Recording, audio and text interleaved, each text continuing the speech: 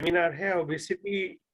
Obesity is the main subject we decided to concentrate क्योंकि सबका ये मानना है कि obesity एक ऐसा घातक समस्या है जो कि साइलेंट किलर है हमारे शरीर में, और इसके लिए अगर हम अब नहीं सोचेंगे तो कब सोचेंगे. So better to be safe than sorry. तो उसके लिए ज़रूरी होता है कि हमें हर एक्सपर्टीज की ज़रूरत है कि हमसे कहाँ गलती होगी, हमारी डाइट में, हमारे रहने सहने में, हमारी एक्सरसाइजेज में, या हमारे कोई मानसिक समस्याएं हैं, किस तरह ओबेसिटी कैसे पनपी हमारे जीवन में, तो जो हमें घातक जो मोड़ था उसकी तरफ ले गई और हमें पता ही नहीं चला. तो अब अवेयरनेस आई है, तो डॉक्टर मणि मोथा ने बहुत ही बड़ा अभियान छेड़ा है. पिछले 6 महीने से हम ये काम कर रहे हैं. एवरी वीक, एवरी सैटरडे एक सब्जेक्ट को लेके आते थे और डिफरेंट डॉक्टर्स इसके ऊपर काम किया करते थे. लेकिन इस बार सोचा कि हम एवरी मंथ एक सेमिनार करें, और सेमिनार में जो भी सहयोग आता है वो संतों की सेवा में जाने का हमने वचन लिया है. तो उस सहयोग के लिए जो जो सेवा कर रहे हैं उनका हार्दिक धन्यवाद. और प्रैक्टिकली जो भी डॉक्टर्स यहाँ पर आते हैं उनके लिए मैं ये बता दूं, they are highly qualified doctors, चाहे वो एलोपैथी है, आयुर्वेदिक है, आज डॉक्टर आनंद जी हैं, homeopathic, very highly qualified, even physiotherapist doctor Mani Motha हैं, और इन्होंने they are licence to practise. That's the main thing. ये कोई मतलब वी अंडरस्टैंड दादी माँ के नुस्खे अपनी जगह बहुत ही अच्छा प्रभाव दिखाते थे, होते थे, लेकिन उस नुस्खे को एकदम यूज करना भी आज की जमाने में बहुत ही घातक हो जाता है. समटाइम हमें पता ही नहीं होता, क्योंकि everything contains preservatives and chemicals. तो उसके लिए जो रियलिटी, जो शुद्ध हमें ऑर्गेनिक फूड है वो नहीं मिलता, तो नुस्खे क्या काम करेंगे उसमें. सो देयरफॉर डॉक्टर्स का होना बहुत जरूरी है, उसको समझना, उसकी सूक्ष्मता को समझना बहुत जरूरी है. Once again thank you very much everybody to join in. और मैं ज्यादा समय लेते हुए रिक्वेस्ट करता हूँ महाराज साहब से. उससे पहले ये बता दूं कि जो भी डॉक्टर्स आपको कोई भी सलाह देते हैं, उस सलाह को, दिस इज जस्ट इंफॉर्मेशन, ये मंच के ऊपर इंफॉर्मेशन है. क्योंकि हमारे पास एक डॉक्टर आए थे जो डॉक्टर जोसेफ, वो नाड़ी परीक्षण से भी बता सकते थे. नाड़ी हम स्क्रीन पर तो पकड़ ही नहीं सकते, है ना. तो देयरफॉर उनको मिलना ही पड़ेगा ना. तो इसलिए उन्होंने बहुत सारी चीजें बताई, और इतनी यूजफुल चीजें थी, हमें पता ही नहीं था कि ये चीजें भी हमारे जीवन में. और 70-80% तो यही था कि हमें हमारे अंदर ही जो पुनर्जन्म, हेल्थ, रिजुविनेशन, अपनी हेल्थ का जीर्णोद्धार हम खुद कर सकते हैं, हमें तो मालूम ही नहीं था. तो therefore all the doctors have their speciality, और उन चीजों को आप एज ए ट्रीटमेंट मत लेना, वो एक एडवाइस है. और डॉक्टर साहब से बात करके ही कोई भी मेडिसिन लेनी है. आज डॉक्टर आनंद काफी सारी मेडिसिन के बारे में, हर चीज के बारे में बताएंगे, लेकिन फिर भी डॉक्टर आनंद, डॉक्टर मणि मोथा के माध्यम से आप उनको संपर्क कर सकते हैं, पर्सनल एडवाइस ले सकते हैं, उसमें कोई समस्या नहीं है. Once again thank you very much. संचालन करते हैं प्रोग्राम का महाराज साहब. आपसे बेनती है कि आप मंगलाचरण से हमारे आशीर्वाद दीजिए, उसके बाद हम डॉक्टर आनंद से बेनती करेंगे. जय जगन्नाथ. नमो नमो अरिहन्तानं, नमो नमो सिद्धानं, नमो नमो आयर्यानं, नमो नमो वज्रायानं, नमो लोये सरसाहुनं, ऐसो पंच नमोकारो, ऐसो पंच नमोकारो, सब पावन रतनो, मंगलानंच सवेसी, पड़मंग हवै मंगलम, मंगलानंच सवेसी, पड़मंग हवै मंगलम.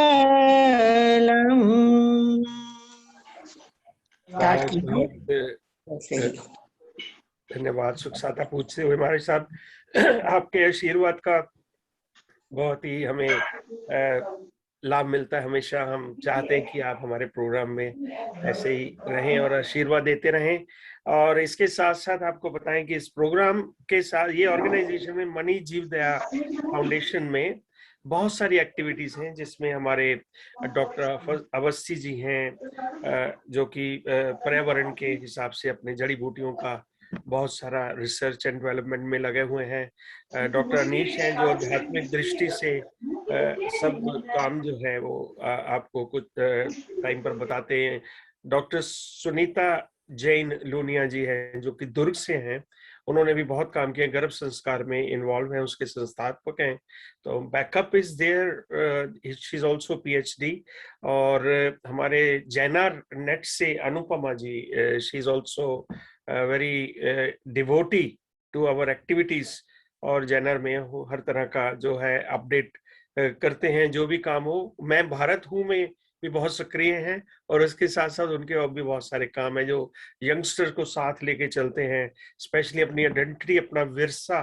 जैसे लव जिहाद के अगेंस्ट उन्होंने एक मुहिम चलाई। तो these are the all people. फिर डॉक्टर किशोर राठौड़ हैं, जिनको आपने सुना होगा, डॉक्टर जोसेफ हैं, और इसके साथ साथ हमारे डॉक्टर कला जी, वो भी आएंगे एक दिन। तो आज के प्रोग्राम में हमारे पास स्पेशली डॉक्टर आनंद आए हुए हैं। इसके बाद जस्ट बने रहिए, योगाचार्य व्यंजना आनंद वो भी आएंगी। So therefore we are really fortunate. तो आज योगा में हम खूब धमाल मचाएंगे दिवाली से पहले, और उससे पहले डॉक्टर आनंद से हम एक वो सूक्ष्मता जानेंगे, ताकि हम दिवाली अच्छे भले मना सकें, और क्या क्या प्रिकॉशन ले, तो होश में रहें, जोश में नहीं। अगर जोश है तो ठीक है, लेकिन होश आना बहुत जरूरी है। डॉक्टर आनंद, आपका हार्दिक धन्यवाद, आप आए हैं। प्लीज अनम्यूट कीजिए डॉक्टर आनंद को। जी, जय जिनेंद्र सर। जय जिनेंद्र जी सभी को। जी डॉक्टर साहब, ओबिसिटी इज द सब्जेक्ट, और ओबिसिटी मोटापा जिसमें कहते हैं साइन ऑफ प्रोस्पेरिटी, तो वो तो मेरा कहना है कि मोटे ताजे हैं कि अच्छे भले घर से होंगे, तो ऐसा लगता है। बिल्कुल बिल्कुल। लेकिन कितना घातक है ये आप बताएंगे सर, तो प्लीज नहीं देखो। सही बात है, आपका कहना बिल्कुल जायज है। ये तो प्रॉस्पेरिटी की निशानी है, लेकिन आज के समय में, आज के युग में जिस हिसाब से ये आजकल एक तो मतलब लाइफ स्टाइल डिसऑर्डर बन के रह गई है ना। आज के हम लोगों का जिस हिसाब से मतलब रहन सहन हो रखा है जी, कि मतलब रूटीन हमारी इतनी ज्यादा, आजकल हमारा चलना फिरना बहुत कम होता जा रहा है, एक जगह बैठे बैठे सारी काम करना, एक्सरसाइजेस वगैरह बहुत कमती होते चली जा रही हैं। तो ये बहुत सी कारण है, और साथ में आजकल का खान पीन जो भी जैसा हो रखा है ना, आजकल लोग ज्यादा से ज्यादा फास्ट फूड पे ज्यादा वो ध्यान देते हैं, और हम लोग नेचुरलिटी से बिल्कुल दूर चलते चले आ रहे हैं, है ना। यही एक तो बहुत बड़ा कारण है। नहीं तो आपने जो कहा कि मोटापा स्वास्थ्य की निशानी है, बिल्कुल ठीक है ना। लेकिन वो भी है ना कि उसमें एक तो लेवल होता है कि हाँ भैया यहाँ तक अगर रहे तो ये ठीक है ना। जैसे कि जैसे कि हम लोग ये मेडिकल साइंस में हम लोग देखते हैं कि मोटापा किसको बोलते हैं, मतलब, है ना। तो वो तो एक्सेस फैट तो है हमारे शरीर में, लेकिन उसका भी एक लिमिट है कि अगर वो हम लोग मेडिकल लैंग्वेज में उसको बेस्ट बॉडी इंडेक्स के हिसाब से उसको करते हैं, बीएमआई के हिसाब से। अगर बीएमआई हमारा कैलकुलेशन में अगर 20 से 30 के बीच में रहता है तो उसको हम लोग नॉर्मल के अंदर में ले लेते हैं, है ना। तो मतलब वो मोटापा हमारे लिए ठीक है, कोई दिक्कत नहीं, वहां तक चलता है। उसके बाद में लेकिन 30 के ऊपर चला जाता है तो उसको हम लोग मेडिकली ओबेसिटी के कैटेगरी में डालते हैं, जी, है ना। ये तो हो गई मेडिकल टर्म, है ना। लेकिन अगर साधारण भाषा में बोले तो मेडिकल टर्म में बीएमआई तो बहुत एक तो कैलकुलेशन है, फिर डॉक्टर के पास जाना पड़ेगा, वो बताएगा कि फिर कैसा है क्या है नहीं है ना। तो अगर साधारण भाषा में देखें तो अगर हमारा जो आइडल बॉडी वेट है उसको भी, अगर आइडल बॉडी वेट से भी अगर 20% के अंदर हम रहते हैं तो इट इज एक्सेप्टेबल, मतलब वहां तक इसको मोटापे के अंदर हम लोग कंसिडर नहीं करते हैं, जी लेकिन अगर 20% आइडल बॉडी वेट के अगर 20% ऊपर अगर चले जाते हैं, देन जी we come under the obesity category और मोटापा जी कैटेगरी। और जी वहां से फिर हमको ध्यान देने की जरूरत है कि नहीं, हमको अपने आप को कैसे आगे अपनी लाइफ स्टाइल को कैसे चेंज करना है, कैसे अपने आप को स्वस्थ रखना है। क्योंकि जी आपने जो बोला कि ये साइलेंट किलर है, बिल्कुल एकदम मतलब देखने को बहुत प्रॉस्पेरिटी है, लेकिन वो भीतर ही भीतर आदमी को मतलब बहुत सारी बीमारियां इसकी वजह से आ जाती हैं। जी हाइपरटेंशन से स्टार्ट करते हुए, है ना, बहुत सारे हार्ट की प्रॉब्लम तो है ही है, साथ में जी किडनी की प्रॉब्लम्स आ जाती है, थायराइड की प्रॉब्लम्स आ जाती है, बहुत सारी मतलब इसके साथ में बहुत सारी कैटेगरी वो प्रॉब्लम है इसके अंदर में, है हम्म, ना। तो इसके लिए तो साइलेंट किलर तो है ही, तो इसलिए हम लोग को बहुत ज्यादा सचेत रहना पड़ेगा अपने आप को आज के लाइफ स्टाइल के हिसाब से, है ना। तो सचेत रहते हुए अपने आप को जितना ज्यादा से ज्यादा हम लोग अपने आप को एक्टिव रख सकें, जी है ना। मेंटली एक्टिव तो आजकल लोग ज्यादा बैठ के ही काम करते हैं, तो मेंटली एक्टिव तो लोग रहते हैं, लेकिन फिजिकली बहुत इनएक्टिव रहते हैं। तो फिजिकली एक्टिव रहना बहुत ज्यादा जरूरी है। जी जी हाँ, विशेषकर आजकल के समय में जितने गैजेट्स हमारे घर में आ गए हैं, जितने तरह के उपकरण सब आ गए हैं, तो जी आजकल सब कुछ घर में बैठे बैठे बटन दबाते ही बहुत सा काम होने लगा आजकल। हम्म, तो लोगों को हिलने डुलने की जरूरत ही नहीं पड़ती है, और यही बहुत बड़ा कारण हो जाता है कि हम लोग जी या अपने आप को लेकिन मोटापा की तरफ अग्रसर होते जाते हैं। हाँ जी। जी होम्योपैथिक पद्धति इसके ट्रीटमेंट जाने से पहले मेरा एक हाँ जी। हाँ सवाल जी। है कि ये मोटापा आता कैसे है, व्हाट इज द रीजन मोटापा, मतलब किसी को तो पानी भी घी की तरह लगने लग जाता है, बिल्कुल यू नो, बिल्कुल बिल्कुल तो देयर बिल्कुल। फॉर ये आता है, उसका कारण मतलब क्या है मोटापा में, how actually, we can stop this.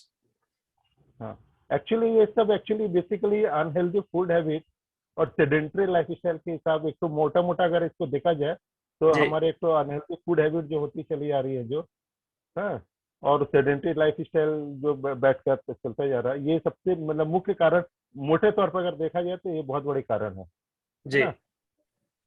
और इसके अलावा भी बहुत सारे साइकोलॉजिकल प्रॉब्लम आज के डेट में, जितने तनाव जो होते जा रहे हैं लोगों के, है ना। जी हाँ, बहुत तरह का तनाव, जो डिप्रेशन में लोग चले जाते हैं, बहुतों को नींद की प्रॉब्लम होने लगती है। हैं, बहुत जी लोग डरे हुए से रहते हैं, बहुत तरह के, एक तो आजकल आदमी बिजनेस में बहुत तरह का उनके मतलब एस्पिरेशन बहुत हाई रहती है कि हमको इससे और ज्यादा आगे बढ़ना है, ये करना वो करना है। तो स्ट्रेस ये सब भी एक तो बहुत बड़ा एक तो हाँ स्ट्रेस हो जाता है। जी तो ये एक तो बहुत बड़ा कारण है ये आज के इसमें ओबेसिटी का। जी तो हम लोग को इसको भी हम लोग को मेंटेन करके चलना चाहिए कि नहीं, हाँ, ओबेसिटी को मेंटेन करने के लिए जी इसको भी ठीक करके मतलब अपने आप को कूल एंड काम जी लाइफ स्टाइल के साथ में जीवन व्यतीत करनी चाहिए, है कूल ना। एंड काम लाइफस्टाइल। बहुत जरूरी, जी बिल्कुल जी बिल्कुल बहुत जरूरी है ना। जी नहीं तो इसके वजह से नहीं तो हाइपर टेंशन, हार्ट फेलियर वगैरह जैसी प्रॉब्लम्स भी आ सकती है ना। जी डायबिटीज, तो बहुत तरह की फीमेल डिसऑर्डर्स वगैरह, बहुत तरह की चीजें इसकी वजह से आ जाती हैं। तो इसके लिए बहुत लोग, साइंटिफिकली हार्ट के साथ लिंक का कुछ ऐसा कोई ब्रीफ में डिटेल बताइए कि अगर ओबेसिटी में मतलब हार्ट फेलियर होने के लिए मतलब क्या ओबेसिटी कैसे इसको इफेक्ट करती है। ओबेसिटी का मतलब ही होता है मतलब हमारे शरीर के अंदर फैट का जमना। जी तो वो फैट आस्ते आस्ते वो हमारे हार्ट के उसमें आर्टरीज में जो वेन्स वगैरह जो रहते हैं ना, उसके जी अंदर में भी हमारे मतलब सिर्फ हमारे मतलब स्किन के अंदर ही फैट नहीं जमते हैं, हमारे जी अदर इंटरनल ऑर्गन्स के अंदर भी, जो वाइटल्स ऑर्गन्स, हार्ट हुआ, लिवर हुआ, इस सब में भी फैट जमते रहते हैं, राइट है ना। जी तो ये हार्ट के मतलब इसके अंदर जो फैट जमते रहते हैं, इसकी वजह से वहाँ के सर्कुलेशन डिस्टर्ब होती है, उस जी पर्टिकुलर ऑर्गन के सर्कुलेशन डिस्टर्ब होती जी है ना। तो उस पर्टिकुलर ऑर्गन के सर्कुलेशन डिस्टर्ब होने की वजह से फिर वो ऑर्गन आस्ते आस्ते मतलब मेल फंक्शनिंग होने लगता है, उसका डिस्टर्ब होने लगता है, उसका काम डिस्टर्ब जी होने लगता है उसका, है जी ना। तो इसकी वजह से आस्ते आस्ते वो हम लोग पहले तो मेल फंक्शनिंग होता है, फिर होते होते फिर वो हार्ट फेलियर की तरफ आस्ते आस्ते बढ़ती चली राइट जाती है, उसका आर्टरी वगैरह ब्लॉकेज होने लगता है आस्ते आस्ते। Right so this is what I am getting eight now, practically ऐसे ही हर ऑर्गन के ऊपर ओबेसिटी का इफेक्ट हो सकता है, तो इसलिए ओबेसिटी बिल्कुल को पहले ही इन टाइम पकड़ लेना चाहिए, which will be safer for everybody. तो कोई मेडिसिन इसके लिए, ओबेसिटी के लिए कोई ऐसी regular medicine which we can take it? Some people can't exercise, some people are कहते हैं कि मजबूरी हो जाती है उनकी कि टाइमिंग राइट नहीं है काम की वजह से। कोई ऐसी मेडिसिन आप बताएंगे जो एवरेज पर्सन मेंटेनेंस के लिए? नहीं, मेडिसिन तो है ही इसमें, है ना। मेडिसिन तो बेसिकली होम्योपैथिक में तो आपका पूरी की पूरी केस हिस्ट्री के ऊपर में मेडिसिन दी जाती है। मतलब जैसे मैंने बताया कि आपको बहुतों को स्ट्रेस की वजह से होता है, बहुतों को और कारण से होता है। अगर ये मतलब किसी बीमारी की वजह से अगर कोई मतलब ये ओबेसिटी आ रही है तो उसके लिए तो आपको बीमारी का ट्रीटमेंट करना पड़ेगा। अगर बीमारी का ट्रीटमेंट करेंगे तो ओबेसिटी अपने आप खत्म हो जाएगी, किसी बीमारी की वजह से अगर हो रही है तो। अगर बीमारी की वजह से नहीं हो रही है, अगर ये ओबेसिटी की कॉजलेस कारण से हो रही है, तो फिर उसको हम लोग यहाँ पर में मेडिकली उसको हम लोग ट्रीटमेंट करने के लिए देखते हैं, है ना। Thank you. इसलिए हमारे पास एक तो हाँ वहाँ पे हमारे एक तो बहुत अच्छी दवा है हड़जोड़ बोल के, जो हमारे आयुर्वेदिक में आती है ना जी। हड़जोड़, जिससे हड्डी जोड़ने के काम में आती है वो। जी जी। उसको हमारे इसमें होम्योपैथिक में तो फीसस क्वाड्रिएंगुलरिस बोलते हैं इसको, है ना। Right right. ये बहुत लोगों को कम मालूम है कि ये भी हमारे वेट को कमाने का बहुत अच्छा काम करता है ये सिस्टस क्वाड्रिएंगुलरिस, ओके, है ना, है ना। राइट। तो हाँ, ये अगर हमको इसका लेकिन डबल एक्शन है, इसको अगर हम खाने के पहले लेते हैं तो ये वजन को कमाने में बहुत अच्छी इफेक्ट करती है। राइट। और लेकिन इसको अगर इसी दवाई को अगर खाने के बाद अगर लिया जाए जी, तो मोटापा मतलब दुबले लोगों को मोटापा करने के भी ये काम में आती है दवाई। Oh my God, dual effect है इसका। ड्यूल इफेक्ट है। तो that's why we always say कि जो भी दवाई लेनी है डॉक्टर साहब बता तो देंगे, लेकिन ऐसा ना करें कि आप दवाई लेना शुरू कर दें फिर कहें कि डॉक्टर साहब ये तो उल्टा एक्शन हो गया। Thank you very much sir, thank you. और बने रहिए and we will come back to you. तो बहुत अच्छा लगा आपका आना और एक बहुत ही यूजफुल इंफॉर्मेशन लाइक हमने डे 1 पे जो मर्म चिकित्सा नाड़ी चिकित्सा के बारे में, सेकंड डे एलोपैथी, आज होम्योपैथिक, और इसके साथ साथ we are fortunate, we are so lucky, we have Vyanjana Anand ji. आज तो आनंद ही आनंद है, डॉक्टर आनंद पहले आए, अब व्यंजना आनंद आ गए हमारे बीच, योगाचार्य। तो आप व्यंजना जी एक प्रॉमिस करना हमारे साथ कि मुझे कोई भी मूव करने को मत कहना, मेरे क्रैम्प हो जाती है बहुत जल्दी। तो आपका हार्दिक स्वागत। Thank you very much, we are looking forward to see you on the show. और थैंक यू वेरी मच, आपने इंद्रानी जी को भी उस दिन प्रिपेयर किया, बहुत अच्छा लगा, मजा आ गया, दैट्स रियली गुड। तो अब आप बताइए, हम सुधरने को तैयार हैं। सभी को नमस्कार। नमस्कार, जय जिनेंद्र। नमस्कार, जय जिनेंद्र। जैसा कि आज का टॉपिक ही है ओबेसिटी, मोटापा, मेद, चर्बी। यह जो नाम ही से पता चल रहा है कि यह चर्बी शब्द, यह जो है हम जो भोजन में ले रहे हैं, जैसे जो भी हम खाना खा रहे हैं, इसमें कई तरह के हमारे पोषक तत्व होते हैं, जिसमें प्रोटीन होते हैं, कार्बोहाइड्रेट होते हैं। जो चर्बी युक्त जो भोजन होते हैं उसका हमारे शरीर में क्या जरूरत है, क्या काम आता है, और ये कब हमारे शरीर में एक रोग की तरह घर करने लगता है, और कई स्थिति ऐसी आती है कि यही चर्बी हमारे लिए प्राण घातक भी सिद्ध हो जाता है और कई रोगों को जन्म देता है। तो जैसा कि अभी डॉक्टर साहब बता रहे थे कि एक लिमिट जो होता है, लिमिट से कुछ भी अधिक का होना हमारे बॉडी के लिए हानिकारक होता है। तो जैसे हम लोग भोजन करते हैं तो हम अपने कर्म के अकॉर्डिंग भोजन अगर हम लेते हैं तो वो हमारे शरीर में उसका कुप्रभाव नहीं पड़ता है। जी। हम लोग हैं, मैं हूँ, फिजिकल वर्क मेरा नहीं है, मेरा ज्यादा मेंटल वर्क रहता है। तो अगर मैं प्रोटीन युक्त भोजन लेती हूँ लिमिट से तो वो हमारे लिए अच्छा है। अगर मैं चर्बी युक्त भोजन लेती हूँ तो वो हमारे लिए क्या होता है कि हमारे लिए धीरे धीरे वो हानिकारक होता है, क्योंकि चर्बी हमारे शरीर में तभी वर्क करते हैं, तभी उसका उपयोग होता है जब हम कोई काम फिजिकल वर्क करते हैं। अगर फिजिकल वर्क नहीं होता है तो यही चर्बी धीरे धीरे धीरे धीरे हमारे बॉडी के भीतर के जितने भी अंदरूनी अंग होते हैं, जितने पार्ट होते हैं, उसके ऊपर अपना आवरण जमाना शुरू करता है, जमना शुरू करता है। जैसे सबसे पहले फैटी लीवर होना शुरू होता है, धीरे धीरे हमारे हर एक पार्ट पे जितने भी अंग है सब पर वो आ रहा है। तो कैसे आ रहा है इसको जानना जरूरी है। इससे हम जो भोजन जो खाते हैं नॉर्मली, जो पाचन क्रिया हम लोग स्कूलों से ही पढ़ते आ रहे हैं कि पाचन की क्रिया मुंह से शुरू होती है।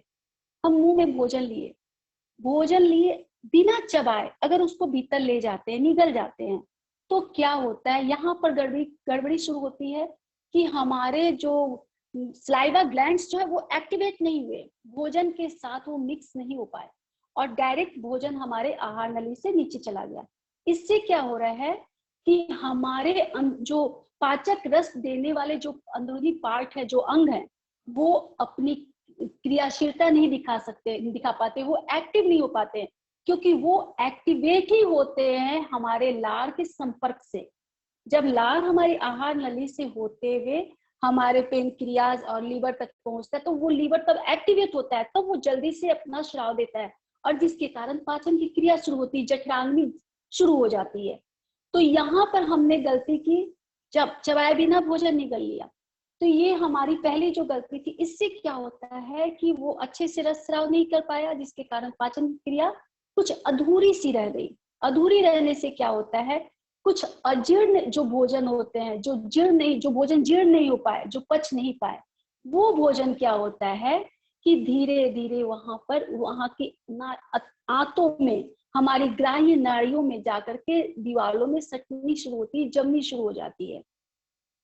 और यही जब जमना शुरू होता है तो धीरे धीरे धीरे धीरे वहां पे सड़न शुरू करता है और यही सड़न धीरे धीरे पूरे बॉडी में विष की तरफ फैलता है, जिसे हम लोग एसिड के नाम से जानते हैं जी। ये हमारे बॉडी में एसिड बढ़ना शुरू हुआ और हमने उसके साथ में खाना भी कुछ खाया, ऐसा घी खाया, मिल्क प्रोडक्ट जितने भी मिल्क प्रोडक्ट होते हैं, जितने भी चिकनाई युक्त भोजन होते हैं, जितने भी हमारे फास्ट फूड होते हैं, ये सब जो चीज हम लोग खा रहे हैं दैनिक दिनचर्या में, या कोल्ड ड्रिंक्स हुआ, तो वो सब क्या हो रहा है कि चूंकि हमारा पहले से एसिडिक बॉडी हो चुका है, वो भोजन बिना पचे पूरे शरीर में विष फैल चुका है, एसिड फैल चुका है, और ऊपर से हम ये क्या कर रहे हैं, वसा युक्त चर्बी युक्त भोजन को ग्रहण कर रहे हैं। अब ये क्या करता है, हमारे लीवर के ऊपर अपना जमना शुरू करता है। लीवर डैमेज हुआ, वो कमजोर हुआ, धीरे धीरे पेनक्रियाज कमजोर हो रहे हैं, हमारी आंत कमजोर हो रही है। अब ये जो हमारे अंग कमजोर हो रहे हैं, साइंस में आप लोग पढ़े होंगे कि हमारे बॉडी में कोई भी फंक्शन अगर कमजोर होता है तो हमारे हार्ट का वर्क डबल हो जाता है, वो उसका भी काम करने की कोशिश करता है, क्योंकि वो मास्टर होता है हमारे बॉडी का, सबसे हेड वर्क वही करता है। तो यहाँ पर क्या हो रहा है कि हमारे हार्ट पर भी प्रेशर पड़ रहा है, तो वो धीरे धीरे डैमेज हो रहा है। जैसे डॉक्टर साहब बोले कि आर्टरीज भी धीरे धीरे ब्लॉक होने लगती है। ये जो हमारा जो चर्बी है वो धीरे धीरे हमारे आर्टरीज में जाता है, हमारी नाड़ियों में जाने लगता है, और हर जगह ये मेद जो चर्बी जिसे कहते हैं वो हर जगह हमारे बॉडी में फैलने लगता है। तो ये जो मेद हमारे बॉडी में फैला, जो चर्बी हमारे शरीर में फैली, इससे सिर्फ हमारा मोटापा नहीं आ रहा है, इसके कारण कई सारी अंदरूनी बीमारी हमारी शुरू हो रही है, जैसे गैस की प्रॉब्लम, हार्ट की प्रॉब्लम, ब्लड प्रेशर की भी प्रॉब्लम इससे शुरू होती है। आज प्राय लोगों में आप देखते हो जो मोटे लोग होते हैं, बांझपन का ये जो शिकायत होता है उनमें ज्यादा होता है। नपुंसकता जो आती है मोटापा के कारण आती है। तो कई तरह के हमारे अंदरूनी पार्ट जो होते हैं वो भी इससे इफेक्ट होते हैं। तो वास्तव में हर पार्ट में ये अपना घर बना रहा है। तो ये खत्म कैसे होगा? क्या हम भोजन ले और कौन सी हमसे गलतियां हुई, जैसे मैं शुरू में बताई, हमारा आहार लेने का तरीका, वहां पे हम पहली गलती किए। उसके बाद जो हमारी गलतियां हो रही है उसके बावजूद हम खाए जा रहे हैं, क्योंकि हम अपने जीव को कंट्रोल में नहीं कर पाते, अपने बस में नहीं रख पाते, तो वहां पे हमसे गलतियां हो रही है। हम अपने जीवा के अनुसार बहुत सारा भोजन ले रहे हैं। तो जो भी अपने फैट को कम करना चाहते हैं और फिर भी उसके पास फिजिकल वर्क नहीं है, तो वैसे ही वो भोजन ले। यानी कि अगर फिजिकल वर्क नहीं है तो वो मिल्क प्रोडक्ट बिल्कुल ना ले, वो किसी भी तरह का मीट प्रोडक्ट नहीं लेंगे, चिकनाई युक्त भोजन, घी, मक्खन, ये सब बिल्कुल भी नहीं खाएंगे। वो खाने के अधिकारी तभी होंगे जब वो अपने फिजिकल वर्क को कर रहे हैं। अगर वो फिजिकल वर्क नहीं करते हैं तो इसका अधिकार उनको नहीं है, क्योंकि हमारा बॉडी उसका डिमांड नहीं कर रहा है। एक लिमिट में हमारे सारे भोजन में उतने फैट रहते हैं जो हमारी आवश्यकता है, उससे ज्यादा फैट हमारे लिए हानिकारक हो जाता है। तो क्या हम करेंगे अपने दैनिक दिनचर्या में, क्या भोजन ले कि हमारा बॉडी इस फैट जैसे इस दुश्मन से बच सके। तो जैसे मैं बता, अभी हम लोग जो भोजन लेते हैं नॉर्मली आप लोग देखते होंगे कि कोई उपवास करता है, उपवास करता है तो उस समय बहुत सारी एनर्जी आती है। तो ये एनर्जी कहाँ से आई? तो हमारे बॉडी में जो एक्स्ट्रा फैट जमा है वो एनर्जी को जो रखा, वो एनर्जी हमारे बॉडी को ट्रांसफर करता है। तो ये यानी कि हम जब उपवास कर रहे हैं तो वो एनर्जी दे रहा है, यानी कि वो जल करके हमें दे रहा है। तो उपवास की विधि इसमें बहुत कारगर होती है। लेकिन हमारे योग में उपवास जो होता है, जो बॉडी के अकॉर्डिंग अच्छा होने के बावजूद हमेशा फास्टिंग रहना शरीर के लिए बहुत सारी कमजोरियों को लेके आता है, बहुत सारे रोग को भी उत्पन्न करता है। इसलिए हमेशा फास्टिंग नहीं रहना है। मंथ में आप 2 बार फास्टिंग रह सकते हैं। हर 15 दिन पर एक बार फास्टिंग करने से क्या होता है कि हमारे बॉडी के भीतर के जो पार्ट है उसको रिलैक्स मिलता है। और उसके बाद का भी कुछ प्रोसेस, जैसे एकादशी का व्रत हमारे समाज में, हिंदू समाज में बहुत मान्यता भी है कि एकादशी का व्रत करना चाहिए। लेकिन हम व्रत करते हैं, लेकिन व्रत का पारण जो करते हैं उसमें नियम बना हुआ है कि रोटी से करना है, एक ही बार करना है। लेकिन उसको ब्रेक कैसे करना है इसका सही प्रोसेस हम लोग नहीं जानते हैं। हमने क्या किया, 24 घंटे तक निर्जला उपवास किया, अपने बॉडी को रिलैक्स, अपने मशीन को रेस्ट दे दिया, काम उसको नहीं करना पड़ा। दूसरे क्या करते, सुबह उठते, पूजा पाठ करते, नहा धोकर अच्छा जो हमारे लिए बहुत, जो 24 घंटा इस चीज के लिए छटा है और खाते हैं। यहाँ करते हैं कि जो रेस्ट में था, रेस्ट के बाद उसको अचानक से पूरा अच्छा भोजन दे दिए। वो बेचारा अभी धीरे धीरे चलना शुरू किया था, से वो क्रिया नहीं हो पाती है। यहाँ पर वो धीरे धीरे कमजोर हो रहा है। हमें करना था, जो रेस्ट करता है उसको ले नहलाना था, उसकी सफाई करनी थी कि इससे हमारे टॉक्सिन जो हम हमेशा भोजन के रूप में, हमारा जो का जो खाद्य होता है, जो केमिकल युक्त भोजन जो हम खा रहे हैं, उस भोजन में जितने भी टॉक्सिन होते हैं जो हमारे बॉडी में जा रहे हैं, उसको निकालने का यही प्रोसेस होता है। तो हमको करना होता है कि फास्टिंग के दूसरे दिन हम नींबू पानी से सफाई करते हैं। तो कैसे करते हैं, नॉर्मली में डाइजेस्ट होता है, उससे एसिडिटी बढ़ जाती है। लेकिन ये धारणा है, तो नींबू अगर हम सेंधा नमक पे डालते हैं तो वो छाछ तैयार हो जाता है, पेस्ट बनता है। ये पेस्ट हमारे आंतों की सफाई करता है। एक तरह से एक साबुन बना लिए। कैसे, शीशा गिलास में पहले 1 चम्मच सेंधा नमक रखते हैं। लेकिन मेरा क्वेश्चन है इसमें, जो आपकी कुछ कैन यू हियर मी, मेरी आवाज आ रही? जी, मेरा क्वेश्चन ये था कि आप उपवास की बात करते थे तो उससे शरीर फिट होता है क्योंकि ऑर्गन्स को कम काम करना पड़ता है। लेकिन उसमें क्या होता है कि पीपल लाइक अस नॉर्मल, अगर एक टाइम का खाना भी या उस टाइम का मिस कर जाते हैं तो वी फील वीक, हमें कमजोरी महसूस होती है। और सेकंड, ये आपने नींबू पानी के बारे में बताया, तो that is due to stomach ulcers, तभी एसिडिटी होती होगी ना? तो am I right if you? यहाँ पर है जी, हम यहाँ पे तो रेस्ट दिए, मशीन को रेस्ट दिए, सिर्फ मशीन रेस्ट नहीं किया, हमारे भोजन का जितना भी भोजन सड़ा हुआ था उस भोजन को भी हम निकालने क्या करना है फास्टिंग के लिए, क्योंकि वो सारा शांत हो गया है, वो अपने जगह पे स्थिर है। तो हम ये क्या करते हैं, सेंधा नमक जो होता है, जो कि नुकसानदायक नहीं होता है, बॉडी में सेंधा नमक अगर हम लेते हैं तो हमारी हड्डी मजबूत होती है, हमारे बॉडी का अम्ल खत्म होता है। इनफैक्ट हमारे बॉडी में जो ब्लड प्रेशर के जो पेशेंट होते हैं उसके लिए भी ये नुकसानदायक नहीं होता है, हार्ट के पेशेंट के लिए भी अच्छा, क्योंकि ये सारे चीजें हो रही है हमारे बॉडी में जमा, ये अम्ल के जमा होने के कारण, हमारे ब्लड में अम्ल होता है तो सारे रोग धीरे धीरे बंद होने शुरू होते हैं बॉडी में। तो हम अपने शरीर के अम्ल को, टॉक्सिन को निकाल रहे हैं, ये हमारे शरीर की शुद्धिकरण की क्रिया हो रही है। तो पहले हम शीशा के गिलास में लेते हैं, शीशा का गिलास इसलिए लेते हैं क्योंकि वहां पे केमिकल रिएक्शन शीशा में नहीं होता है। तो शीशा में पहले हम सेंधा नमक रखते हैं और नींबू लेते हैं। नींबू का जो बीज होता है वो बहुत ही ज्यादा विषाक्त होता है, हमें नींबू काटते समय सावधानी रखनी होती है।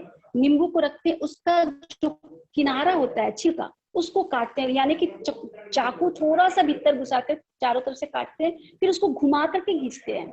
बीज हमारे हाथों से चक्कू से कटना नहीं चाहिए। हम लोग क्या करते हैं, नॉर्मल चक्कू से आर पार करते हैं, बीज भी कट गया, यानी कि उसमें का जो हमारे बीज में जो आर्सेनिक था वो हमारी बॉडी के लिए नुकसानदेह हुआ।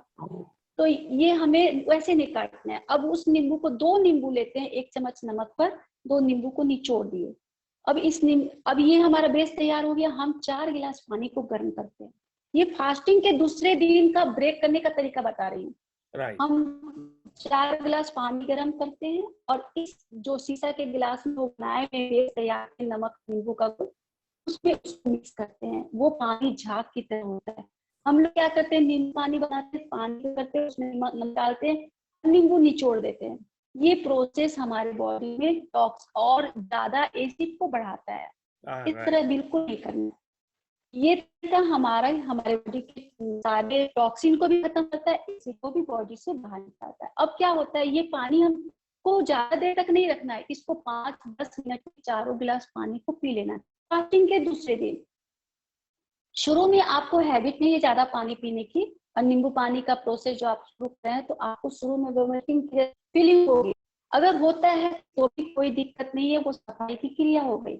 अगर नहीं होता है तो वो नीचे से आपको फिर मोशन फील होगा। जब मोशन फील होगा तो आप जब फ्रेश होने के लिए जाएंगे तो आपके बॉडी से काला गांठ निकलता है, जो हमारे स्टूल है, मल जो है एकदम कड़े होकर के जो जमे हुए हैं, काला काला गांठ जैसा बॉडी हमारे मल्स के द्वारा बाहर निकलता है जी। और उसके बाद जब आप बाहर निकलते हैं तो आपका गला सूखता है, आपका गला सूखने की क्रिया शुरू होती है। ना आपकी वॉइस थोड़ी थोड़ी क्रैकलिंग हो रही है due to I think earphone की वजह से।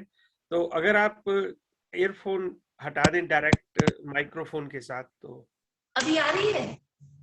अब तो यूके तक भी आ रही है, यूएसए तो जा ही रही होगी। परफेक्ट, थैंक यू जी।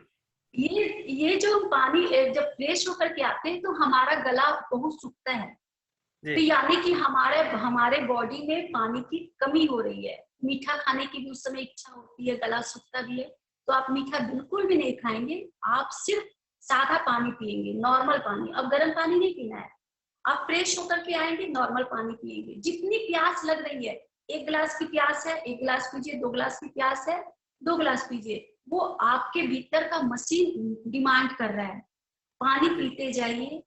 वास्तव में हम लोग जो ये प्रोसेस करते हैं, मैं जो प्रोसेस इसको करती हूँ, मेरे बॉडी में उस दिन 9 से 10 गिलास पानी जाता है।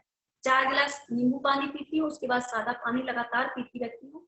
4 बार 5 बार फ्रेश होते हैं। जितनी बार फ्रेश होकर के आते हैं उतनी बार फिर प्यास लगती है, फिर पानी पीना है, पानी को रोकना नहीं है। यहाँ पर क्या हो रहा है कि आपके बॉडी का जैसे जैसे टॉक्सिन निकल रहा है, गंदगी जो निकल रही है, उसके बाद आपको भीतर से अपने आप फीलिंग होती है कि एनर्जी आ रही है, एक शक्ति का एहसास होता है।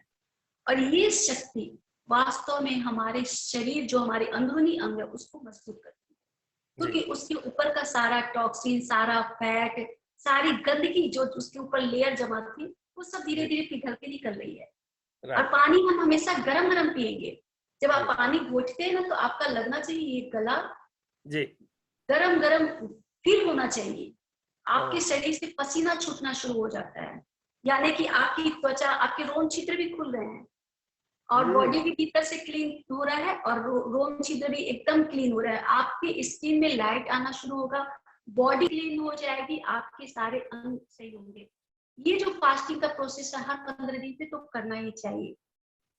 इससे हमारे शरीर का कुछ क्वेश्चंस आ रहे हैं बीच में। एक तो salt lemon and hot water के proportion, and second question is जो नींबू पानी फास्टिंग के सेकंड डे जब बनाते हैं, फास्टिंग के बाद, कंप्लीशन के बाद, वो कैसे। And thirdly my question is जब आपने नींबू काटने का बताया तो I was trying to recollect उसको, तो ये तीनों को एक बार रिपीट कर दीजिए। बाकी अपने लिसनर्स को मैं बता दूं कि ये सब आपको हमारी जो लिंक है ना यूट्यूब पे भी आएगा, और इसके साथ साथ मान लीजिए आपको जो गूगल रिकॉर्डिंग है वो भी ग्रुप के ऊपर डाल देंगे, you can watch it again.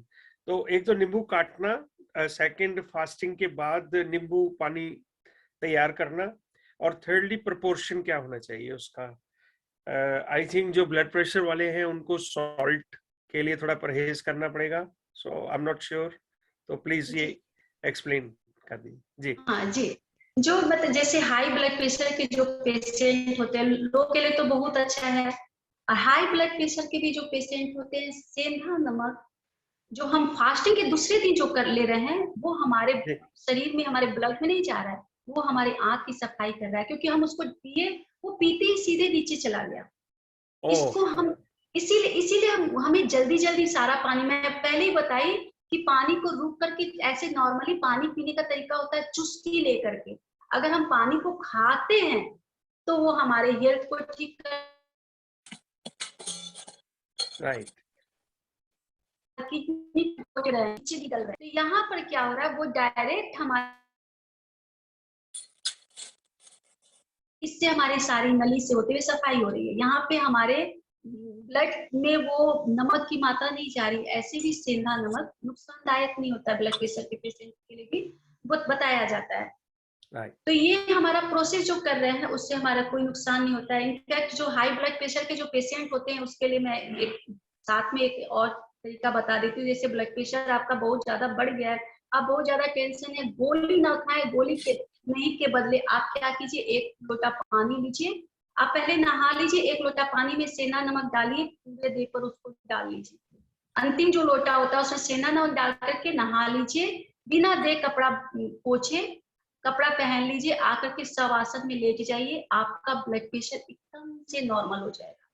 बढ़ा हुआ ब्लड प्रेशर बहुत जल्दी नॉर्मल होता है, जादू की तरह काम करता है। तो बहुत सारे कुछ टिप्स है, मैं बीच में बताती रहूंगी। तो ये हमारा प्रोसेस जो चला था। नींबू के लिए आप बोले कैसे काटना है, नींबू को लेते हैं, वो जो ऊपर जो दो कोर होता है उस कोर को पकड़ते हैं और बीच से किनारे,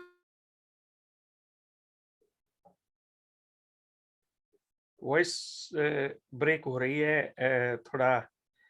व्यंजना जी आपके यहाँ नहीं कॉल आ गया था।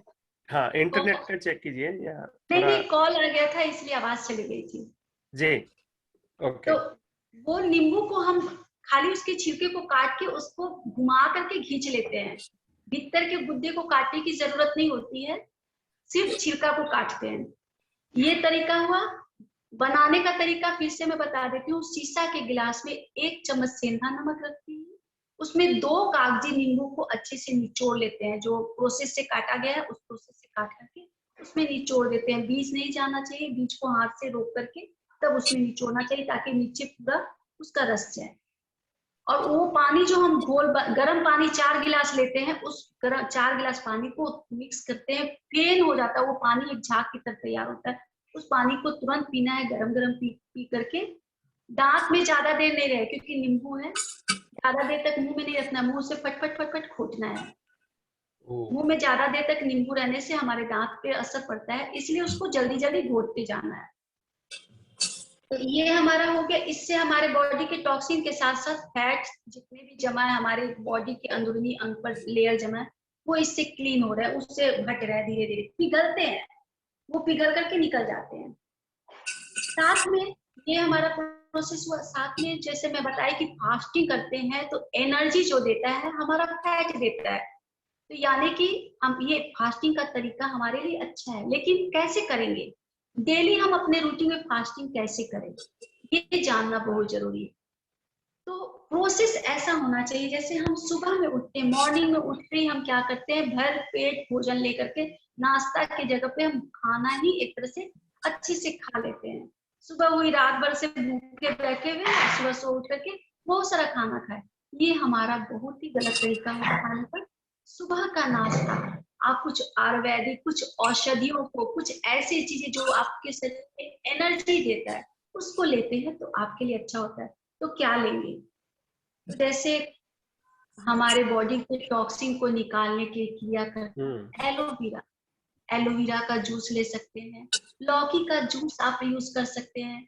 जो चाय पीने के शौकीन है वो ग्रीन टी का सेवन कर सकते हैं। ग्रीन टी, नींबू, जी ग्रीन टी ले सकते हैं। ग्रीन टी में क्या होता है, कुछ लोग क्या करते हैं कि ज्यादा चाय पत्ती डाल देते हैं। ग्रीन टी जो हम बनाते हैं उसमें चाय पत्ती की मात्रा ज्यादा नहीं रखनी चाहिए।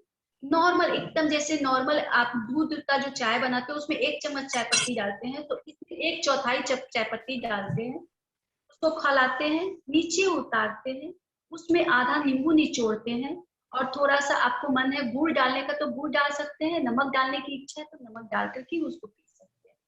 ये शुगर,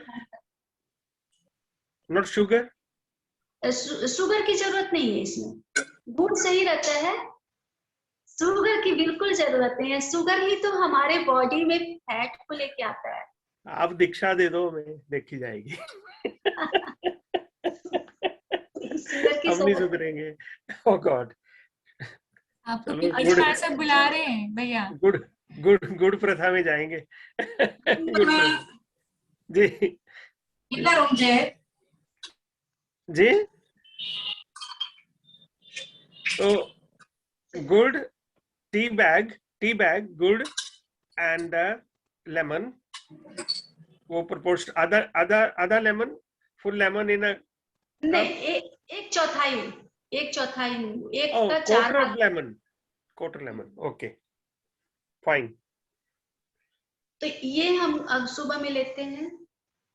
फल का सेवन कीजिए, जो अपने शरीर को स्वस्थ रखना चाहते हैं उनका नाश्ता मैं बता रही हूँ। जो रोगी बनना चाहते हैं वो खाए खूब, कोई दिक्कत नहीं है। जो खुद को स्वस्थ रखना चाहते हैं, फिट रखना चाहते हैं, उनके लिए ये डाइट में बता रही हूँ। आप पपीता का सेवन कर सकते हैं।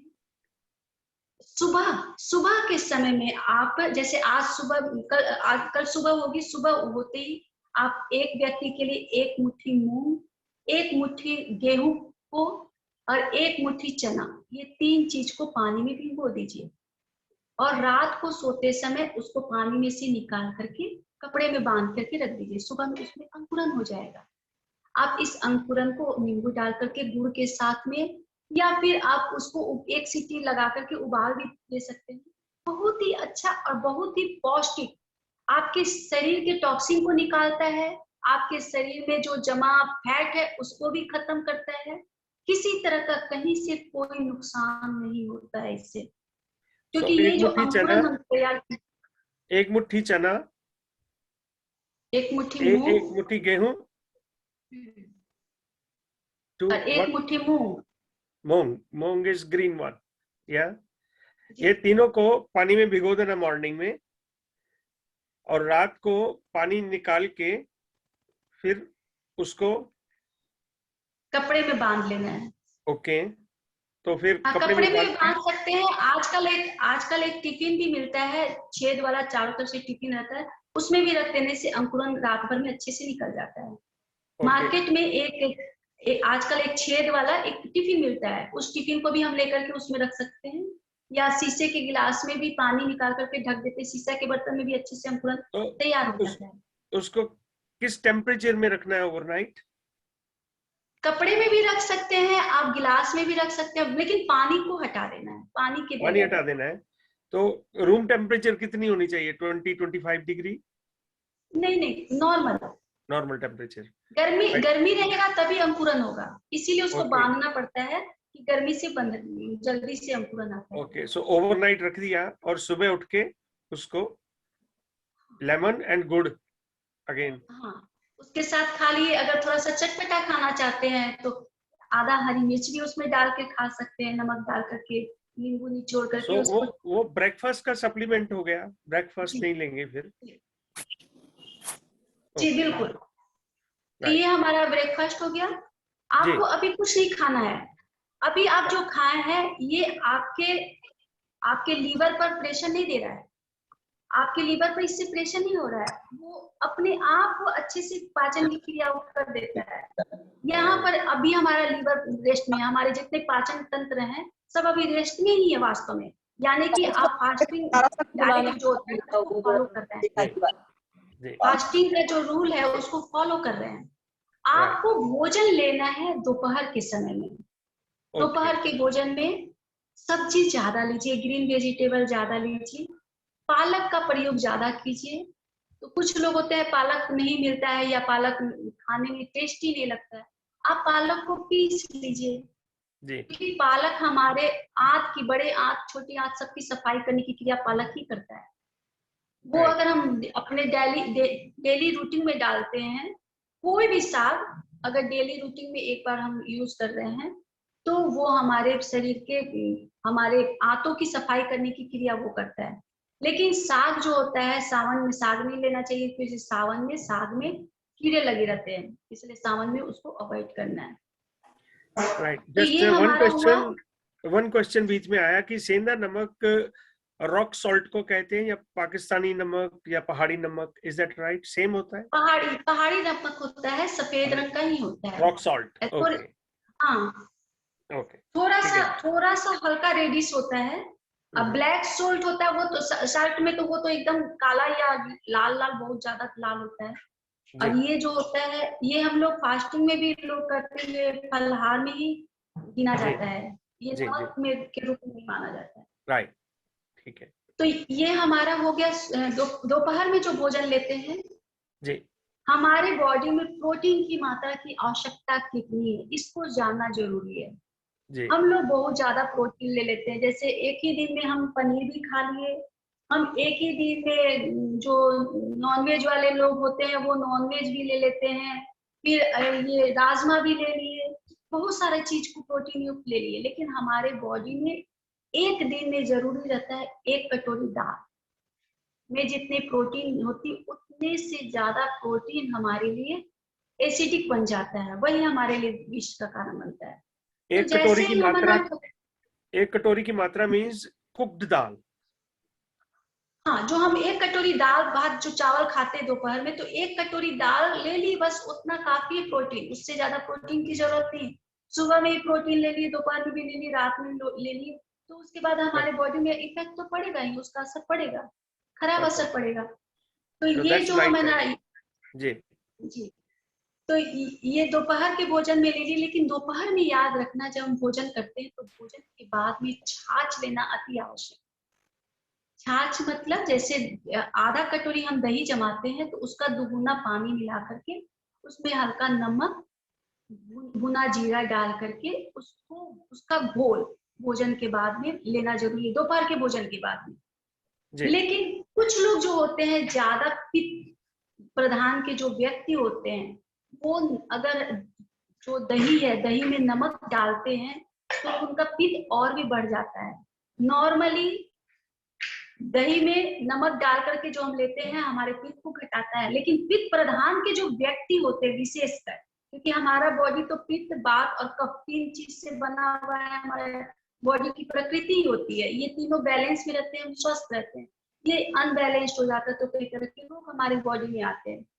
तो जो पित्त प्रधान के जो लोग होते हैं वो दही का सेवन जब करते हैं, छाछ लेते हैं या किसी तरह का दही लेते हैं, नमक के साथ में थोड़ा सा चीनी का मात्रा उसमें डाल देते हैं, तो क्या होता है उसका जो एसिड है वो डाउन हो जाता है, वो आपके लिए विष नहीं पैदा करेगा। जो हमारे एसिडिक व्यक्ति हैं, जो है ना अम्ल दोष से ग्रसित व्यक्ति हैं, उनके लिए भी ये लाभकारी हो जाएगा। तो अपने छाछ में थोड़ा सा चीनी का मात्रा, जैसे हम लोग रायता बना के खाते हैं, दही बुनिया बना के खाते हैं, तो दही बुनिया नहीं डालेंगे, नॉर्मली सादा दही लिए, थोड़ा सा पानी घोले, थोड़ा सा हल्का सा चीनी डाले, नमक उसमें डालते हैं। नमक सेंधा नमक ही या काला नमक का ही यूज करना है, दूसरा चीज का यूज नहीं करना है। तो उसके साथ ये छाछ पी लिए। शाम के नाश्ता में हम कुछ भी नहीं खाएंगे, स्नैक्स बिल्कुल भी नहीं खाएंगे। हम क्या खाएंगे? शाम के नाश्ता में आप थोड़ा सा भिगोया हुआ किशमिश खा सकते हैं, जो हमारे इम्यूनिटी पावर को स्ट्रॉन्ग करेगा। आप शाम के समय में आप कागजी बादाम भी भिगो करके खा सकते हैं। 4 कागजी बादाम भिगो ली, इससे आपका माइंड स्ट्रॉन्ग रहेगा, हड्डियां मजबूत रहेगी, आपकी मेमोरी पावर उससे अच्छी रहेगी, आपके शरीर में उससे शक्ति आ रही है। जो हमारे बुजुर्ग लोग हैं जो 60+ हो चुके हैं, वैसे लोग 4 छुहाड़ा को भिगो करके खा लेंगे शाम के नाश्ता में, और 1 गिलास दूध पी लेंगे। दूध जब भी पियेंगे छाली हटाकर दूध पिएंगे, छाली बिल्कुल नहीं पीना है, छाली नहीं डालना है दूध में। दूध को, और अगर गैस वाले पेशेंट हैं, एसिड जिसको ज्यादा बॉडी में बनता है, वो दूध को गर्म भी नहीं करेंगे, ठंडा ही दूध, जो सुबह का औटा हुआ दूध है बिना गर्म की वैसे ही पी लेंगे। गर्मी ठंडा का सीजन आ जाता है तो वैसे सीजन में हल्का सा गुनगुना कर लेंगे, ज्यादा नहीं खौलाएंगे, उसको पियेंगे। और जो कफ प्रकृति के व्यक्ति हैं उस दूध को गर्म करके, फेन करके, मतलब उसमें झाग करके उसको पिएंगे। दूध के पीने का भी ये 3 तरीका हो गया। पित्त वाले जो लोग होते हैं वो ठंडा दूध पिएंगे, जो गैस वाले लोग होते हैं हल्का गुनगुना कर लेंगे, और जो हमारे बात वाले जो पेशेंट होते हैं जिनको बात रोग से ग्रसित रहते हैं, वो इसको गर्म करके झाग करके तब पिएंगे। लेकिन दूध पिएंगे सिर्फ शाम को। शाम के बाद दूध पीना हमारे बॉडी के लिए अच्छा नहीं होता है, क्योंकि उसके बाद वो अच्छे से डाइजेस्ट नहीं हो पाता। नॉर्मली लोग हर घर में रात को सोते समय दूध देते हैं। चलो सब कोई खाना खा लिया, या मैक्सिमम सोने से कितनी देर पहले? शाम के नाश्ता में, राइट, शाम के नाश्ता में दूध लेना चाहिए। सुबह का पानी, बासी पानी सुबह का, दोपहर का छाछ, शाम का दूध, रात का पानी और इवनिंग वॉक, ये जो व्यक्ति करते हैं रोगी नहीं बनते। इतना काम वो रूटीन में डालना चाहिए, ये उसके लिए बहुत ही आवश्यक है। तो ये हम लोग अगर कर रहे हैं तो बीमार नहीं पड़ेंगे। रात के खाना में फास्टिंग हम कैसे कर रहे हैं, जैसे मैं बताई सुबह में फल खाना है, रात को कब खाना है? 7 बजे तक आपका भोजन खत्म हो जाना चाहिए। अगर शरीर का फैट खत्म करना है, रोग खत्म करना है, 7 बजे खा लीजिए। अब क्या हो रहा है, 7 बजे आप भोजन कर लिए, 7, 8, 9, 10, अधिक से अधिक 11 बजे तक आपका भोजन पच गया, पाचन की क्रिया समाप्त हो गई। यानी कि आपको 12, 1, 2, 3, 4, 5, 6, 7, 8, 9, 10, 11, 12 इतने घंटे मिले आपके बॉडी को रिलैक्स होने के लिए। यानी कि आप एक तरह से इतने घंटे तक फास्टिंग में रह गए। तो ये जो आपका फास्टिंग हो रहा इतने समय तक, आपके आंतों में रेस्ट जो मिला, वो रेस्ट आपके बॉडी के सारे चर्बी को धीरे धीरे खत्म कर रहा है। क्योंकि आप बॉडी के भीतर के अंग को तो रेस्ट दिए, लेकिन काम तो कर रहे हैं। सुबह से उठे आपका बॉडी का काम चालू है, तो वो जो काम कर रहे हैं वो एनर्जी कहाँ से आ रही है? जो आप भोजन किए थे, जो जमा था, वो आपके फैट आपको ट्रांसफर कर रहा है एनर्जी। तो वो धीरे धीरे आपकी चर्बी नॉर्मल प्रोसेस से एकदम इजी वे में, ज्यादा सोचने की जरूरत नहीं है क्या करें, ज्यादा भागने की भी जरूरत नहीं है। हम नॉर्मल अपनी डाइट को कंट्रोल करके, अपने रूटीन को कंट्रोल करके अपने फैट को खत्म कर सकते हैं। इस प्रोसेस से आप खुद देखेंगे आपकी चर्बी कैसे कम हो रही है।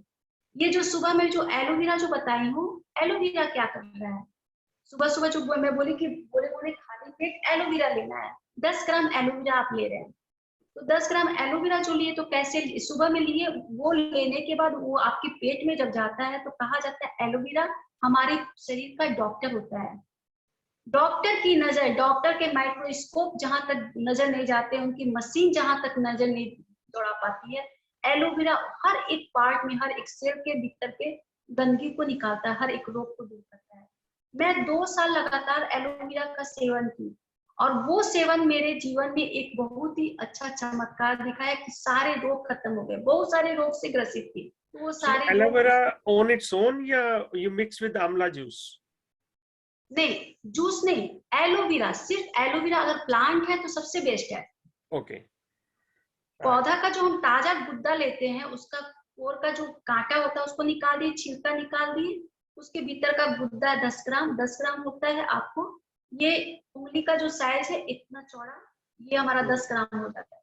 उसको मुंह में रखना है, उसमें लसलसा जो पदार्थ होता है उससे घृणा नहीं करना, उसको थोड़ा सा चबाना है दांत से, अपनी पानी से घोट जाना। जो कफ प्रकृति के व्यक्ति होते हैं वो गुनगुने पानी से घोटेंगे। उससे क्या होगा, क्योंकि ये थोड़ा सा ठंडा होता है, शुरू में हमारे बॉडी को एडजस्ट करने में थोड़ा सा वक्त लगता है, तो गुनगुने पानी से जब हम उसको घोटते हैं तो वो कफ जो हमारे शरीर बनता है वो कफ को खत्म करता है, और धीरे धीरे हमारे बॉडी के अकॉर्डिंग कफ को भी फिर खत्म करता है। हमारे बात कफ पित्त तीनों को नियंत्रित करने की क्रिया करती है ये aloe vera. No taste of it, इसका तो टेस्ट इसका थोड़ा सा कसैला होता है, कड़वा जैसा होता है। वही बक ये इसका इतना बड़ा पीस लेना है क्या? आपका दिख नहीं रहा, दिखाइए। ये देखिए, ये बहुत बड़ा हो गया, इसका आधा। इतना मतलब इतना पीस लेना है? हाँ हाँ हाँ जी ठीक। मधु जी आप तो छा गए। हाँ, एलोवेरा। Thank you. अमेरिका में, ये अमेरिका में एलोवेरा कहाँ से लाए आप? बाजार में मिलता है, मेरे घर में पौधा भी लगा हुआ है। आप आ जाइए, आपको भी दे दूंगी। Round of applause for Madhu ji, thank you, well done. आप आ जाइए, आपको दे दूंगी पौधा। ये पौधा आप लगा लेंगे ना तो बहुत जल्दी आपके घर में फैल जाता है। हाँ, ज्यादा जल्दी आता है ये। फिर आपको नोच नोच के फेंकना पड़ता है, इतना ज्यादा हो जाता है। और एलोवेरा, जैसे हम एलोवेरा तो खा लिए, उसका छिलका हम नॉर्मली फेंक देते हैं। छिलका में जो ग्रीन रंग का तेल निकलता है वो हमारी स्किन के लिए बहुत अच्छा होता है, फेंकना नहीं है, उसको चेहरे पर रगड़ लीजिए। वो आपके चेहरे का ग्लो बढ़ाता है, आपकी झुर्रियां खत्म करता है। पेपर टेस्ट होगा तो हम मैं तो कभी नहीं फेंकती हूँ, मैं तो बालों में लगा देती हूँ, डेली अपने बालों में और चेहरे पे लगाती हूँ। बिल्कुल बिल्कुल, उससे हमारे चेहरे का दाग धब्बा खत्म होता है। तो ये हम जो एलोवेरा खा रहे हैं ये हमारे बॉडी के बीमारी को पहले खत्म करता है, पूरे बॉडी का बीमारी पहले खत्म कर देगा। उसके बाद धीरे धीरे हमारे भीतर में जो मेद है, जो चर्बी है, उसको भी काट काट के निकालता है। ये जब हम खाना शुरू करते हैं ना तो आपको बार बार दिन में 3 बार 4 बार मोशन फील होता है, आपको बार बार फ्रेश होने के लिए जाना रहता है। आपको घबराने की जरूरत नहीं है, क्योंकि आपके भीतर जितनी भी गंदगी थी वो निकल रही है। वो जब तक पूरी कंप्लीट होकर के नहीं निकलेगी, पूरे बॉडी को जब तक वो शरीर को रोग से मुक्त नहीं करती है, हर रोग से मुक्त नहीं करती, तब तक वो शांति रहे। वो जैसे आपका शरीर अब फिट हो गया, नॉर्मली 2 बार आप जैसे फ्रेश होते हैं होना शुरू कर, समझ जाइए आपके बॉडी की सारे गंदगी को वो खत्म करता है, आप रोग मुक्त हो जाएगा। हमारा बॉडी में इतना काम किया। दूसरा कि जैसे मोटापा के लिए कुछ आसन होते हैं और कुछ घरेलू उपचार भी होते हैं। जैसे कई लोग होते हैं, अरे आसन कौन करेगा, फुर्सत नहीं है, तो वैसे स्थिति में कुछ लोगों के लिए कुछ उपाय भी होता है जो हम लोग अगर नॉर्मली घर में करते हैं तो काम करता है। जैसे मंगरेला होता है, जिसको कलौंजी बोलते हैं, काले रंग की होती है, फोरन में हम लोग यूज करते हैं, सब्जी में डालते हैं। तो मंगरेला को साफ करके अच्छे से साफ से धो करके सुखा करके रखना है। मंगरेला लेकर के आ गए, 1 कटोरी मंगरेले में नींबू को निचोड़ करके, नींबू के रस को डाल करके उसको भिगो करके छोड़ दिए। इसको एक शीशा के डिब्बे में रख करके रख दिए। रात को सोते समय उसी नींबू में, जैसे आज बनाया गया इसको, तो 2 दिन के बाद से यूज करेंगे। 2 दिन तक उसका जो नींबू का जो रस है वो पी चुका रहेगा। तो ये मंगरेला जो है वो 1 चम्मच मंगरेला रात को सोते समय, खाना खाने के बाद जब सोने जा रहे हैं, 1 चम्मच खा करके दांत से थोड़ा सा कचल के गर्म पानी पी करके उससे घोट देना है। ये सुबह में आपके पेट की चर्बी को खत्म करता है, आपके भीतर के गंदगी को निकालता है। सुबह में आप एकदम अच्छे से फ्रेश होते हैं। फ्रेश होने का मतलब हुआ आपके भीतर की गंदगी निकल रही है। मंगरेला क्या होता है? What is mangrela? मंगरेला कलौंजी। कलौंजी, ओके जी, कलौंजी जैसे जीरा होता है ना, जीरा मेथी। Is it black colour? जी जी, ब्लैक कलर। ये अनियन सीड होते हैं ये तो।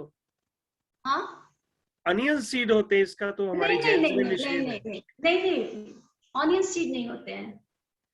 अच्छा, ओके। ये हमारे किचन में ही छौंक के काम में आता है। हम लोग जो सब्जी को छौंकते हैं ना, उसमें जी। ये काम होता है। ओके, ठीक है। ऑनियन सीड दूसरे होते हैं, जी। ऑनियन के बीज होते हैं जो इससे छोटे होते हैं कलौंजी से।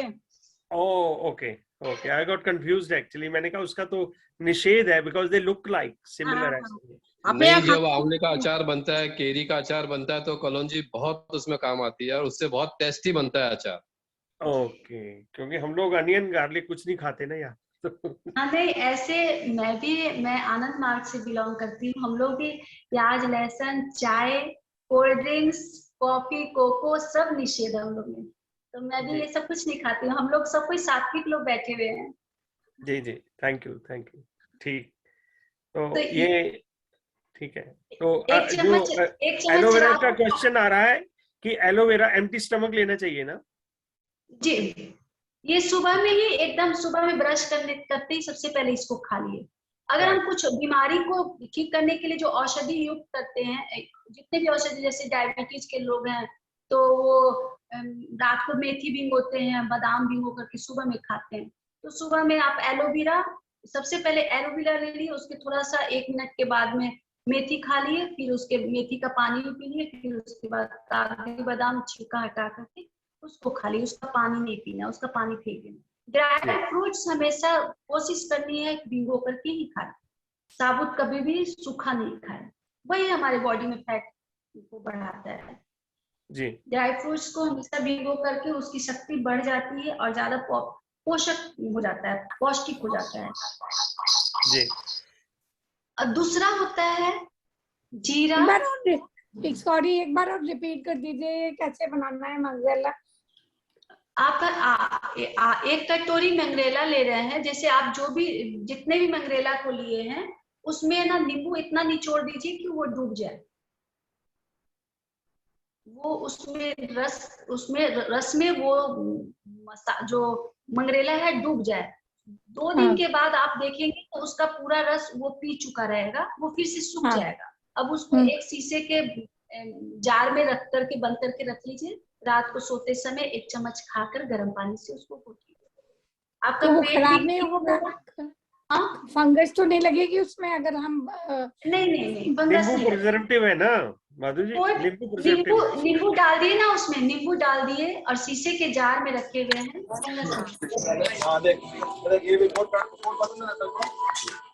माधु जी प्लीज म्यूट एवरीबॉडी, अपना म्यूट कर लीजिए।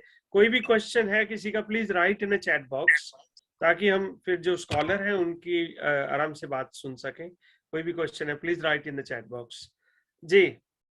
एक दूसरी औषधि होती है फैट को कम करने के लिए, जीरा, सौंफ और आपको ये अजवाइन।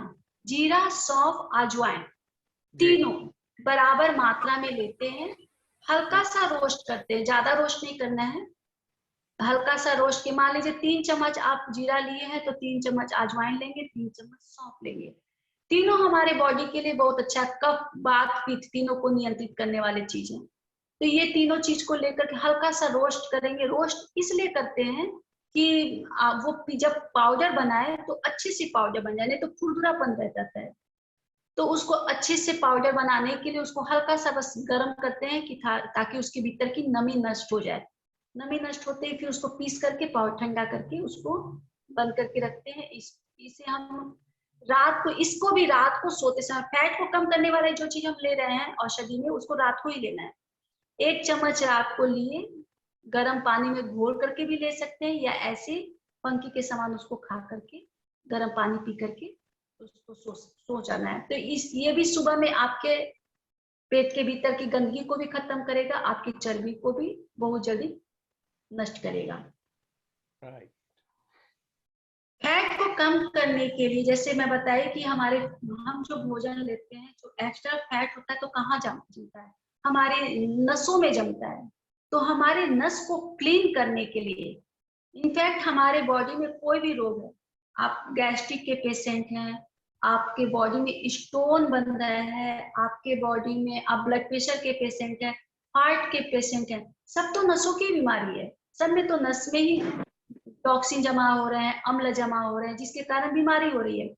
तो ये इस नस की सफाई करने के लिए सबसे बेस्ट होता है, आप जब भी पानी पीते हैं, जितनी बार आप पानी का सेवन करते हैं, पानी पीते समय आप सुबह में ही एक नींबू को 8 टुकड़ा करके रखेंगे। अब नींबू को 8 टुकड़ा बोला गया है तो बड़ा नींबू नहीं लेना है, बड़े नींबू के अकॉर्डिंग हम लेंगे तो उसके अनुसार उसको करेंगे। मैं नींबू का साइज बता रही हूँ, ये जो हमारा आंवला का साइज होता है उतना बड़ा नींबू है तो उसको हम 8 टुकड़ा करते हैं।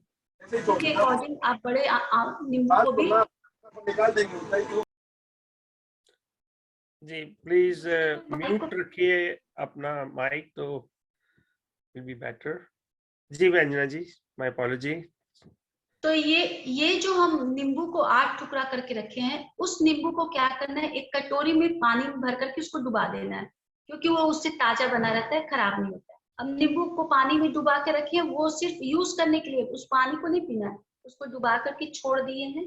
अब जितनी बार हम पानी पीते हैं, पानी कभी भी आधा गिलास से पानी ज्यादा नहीं पीना है एक बार में, हमेशा हर बार आधा गिलास ही पानी पियेंगे और उसका एक टुकड़ा जो नींबू है उसमें डाल देंगे, उसमें कुछ नहीं डालेंगे, ना नमक, कुछ भी नहीं। नॉर्मली बोला जाता है कि जब भी हम पानी नींबू का सेवन करते हैं तो नमक डाल के लेना है, लेकिन जब हम नसों की सफाई करते हैं तो इस पानी में नींबू में नमक नहीं डालना है, सिर्फ एक टुकड़ा नींबू ले, उसमें 4-5 बूंद ही नींबू का रस रहता है, उस नींबू को उसमें निचोड़ दिए, आधे गिलास पानी को पीते हैं।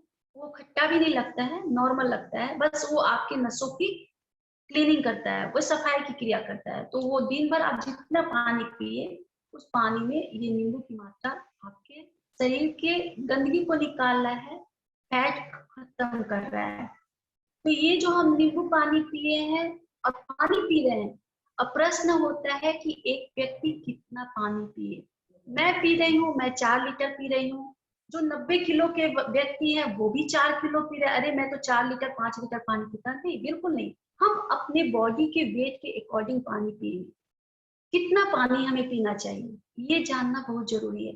जैसे हमारा जो वेट है, मान लीजिए 50 केजी के हम व्यक्ति हैं, तो हमारा जो 50 केजी है उसको हम 10 से डिवाइड करेंगे, 5 आया, 5 केजी आया, उसमें 2 से घटा देंगे 3 लीटर, यानी कि 50 केजी के व्यक्ति के लिए 3 लीटर पानी सफिशिएंट है, उससे ज्यादा जरूरत नहीं उसकी बॉडी को। So formula is divide by 10 minus 2. Yes, सिर्फ 10 से डिवाइड करेंगे, -2 करेंगे अपने बॉडी के वेट के अकॉर्डिंग, उतना पानी आपके बॉडी में जाना ही चाहिए। लेकिन जो स्किन के प्रॉब्लम, स्किन डिजीज से जो परेशान रहते हैं, जिनको हमेशा स्किन का प्रॉब्लम होता है, उससे 1 लीटर उसमें प्लस कर देंगे, जितना आपके बॉडी के अकॉर्डिंग आ रहा है उसमें प्लस करेंगे। स्टोन जिसके बॉडी में हमेशा बनता रहता है, कहीं ना कहीं हमेशा स्टोन बन रहा है, वो भी अपने पानी का जो वेट के अकॉर्डिंग आया है उसमें 1 केजी वजन 1 लीटर पानी को बढ़ा देंगे, क्योंकि वो पानी हमारे बॉडी में वहां पे काम करता है, दवा का काम करता है। वास्तव में हमारे बॉडी में कोई भी अनबैलेंस चीज हो जाता है, पानी हो, प्रोटीन हो, विटामिन हो, खनिज हो, कोई भी पोषक तत्व हमारे बॉडी में ज्यादा होता है तो हम बीमार पड़ते हैं। नॉर्मल ड्रिंकिंग वाटर जो है वो आइस कोल्ड वाटर पीना चाहिए या नॉर्मल टेम्परेचर वाटर? बिल्कुल नहीं पीना चाहिए, आइस युक्त पानी बिल्कुल भी नहीं पीना चाहिए। हम लोग पीते हैं, वही बीमारी का कारण होता है, कभी भी नहीं पीना है। ज्यादा जरूरत है मटके का पानी पीजिए, तांबा के जग में पानी भर करके रखिए, वो भी ठंडा हो जाता है, शीतल रहता है। आप सबसे अच्छा रहेगा कि आप जो मटका का पानी पीते हैं या तांबे के जग में पानी रखते हैं, उसमें थोड़ा सा तुलसी डाल करके रख लीजिए। तुलसी के पत्ता को सुबह में उसमें धो करके डाल दीजिए। अब उस पानी को दिन भर यूज कीजिए, आपको खुद महसूस होगा कि आप प्रकृति के प्रकोप से लड़ने के लिए आपकी बॉडी तैयार हो रही है। क्योंकि ये हम जो एंटीबायोटिक जो लेते हैं, डॉक्टर्स कोई भी दवा देते हैं तो साथ में एंटीबायोटिक देते हैं कि उस दवा का रिएक्शन ना करे। हमारे बॉडी के काट के लिए, वो सेफ्टी के लिए देते हैं, एंटीबायोटिक साथ में चलाते हैं। तो ये तुलसी प्राकृतिक एंटीबायोटिक गुण से संपन्न होता है। Basil leaf, yeah. तो ये जो हम रोज अपने पानी में इसको पी रहे हैं, थोड़ा थोड़ा अंश अपने बच्चों को भी दे रहे हैं, खुद भी पी रहे हैं, घर के बुजुर्ग भी पी रहे हैं, आपको महसूस होगा कि जब ये सीजन चेंज हो जाता है जैसे अभी कोरोना आ रहा है, कभी कोई बीमारी हवा के साथ आ रही है, कभी कोई फ्लू आ रहा है, कभी कुछ आ रहा है, ये सारे प्रकोप आपको टच भी नहीं करेंगे, क्योंकि आपके बॉडी के ऊपर एक आवरण बन जाता है, आप सुरक्षा कवच में रहते हैं, प्रकृति के गोद में रहते हैं। राइट। ये ईश्वर ने हम लोग को बहुत सारी चीजें दी हुई हैं जो हम लोग नहीं जानते हैं यूज करना, तो नहीं करते हैं। तो तुलसी में भी जैसे मैं बता दी हूँ, तो तुलसी जैसे होता है, छोटे जो बच्चे होते हैं 12 साल से जो छोटे बच्चे होते हैं उसके लिए हरी तुलसी वो कम एंटीबायोटिक से संपन्न होती है, और जो काली तुलसी होती है वो हाई एंटीबायोटिक, यानी 12 बरस से बड़े लोगों के लिए काली तुलसी को यूज करेंगे पानी में, और छोटे बच्चों के लिए हरी तुलसी का प्रयोग करें।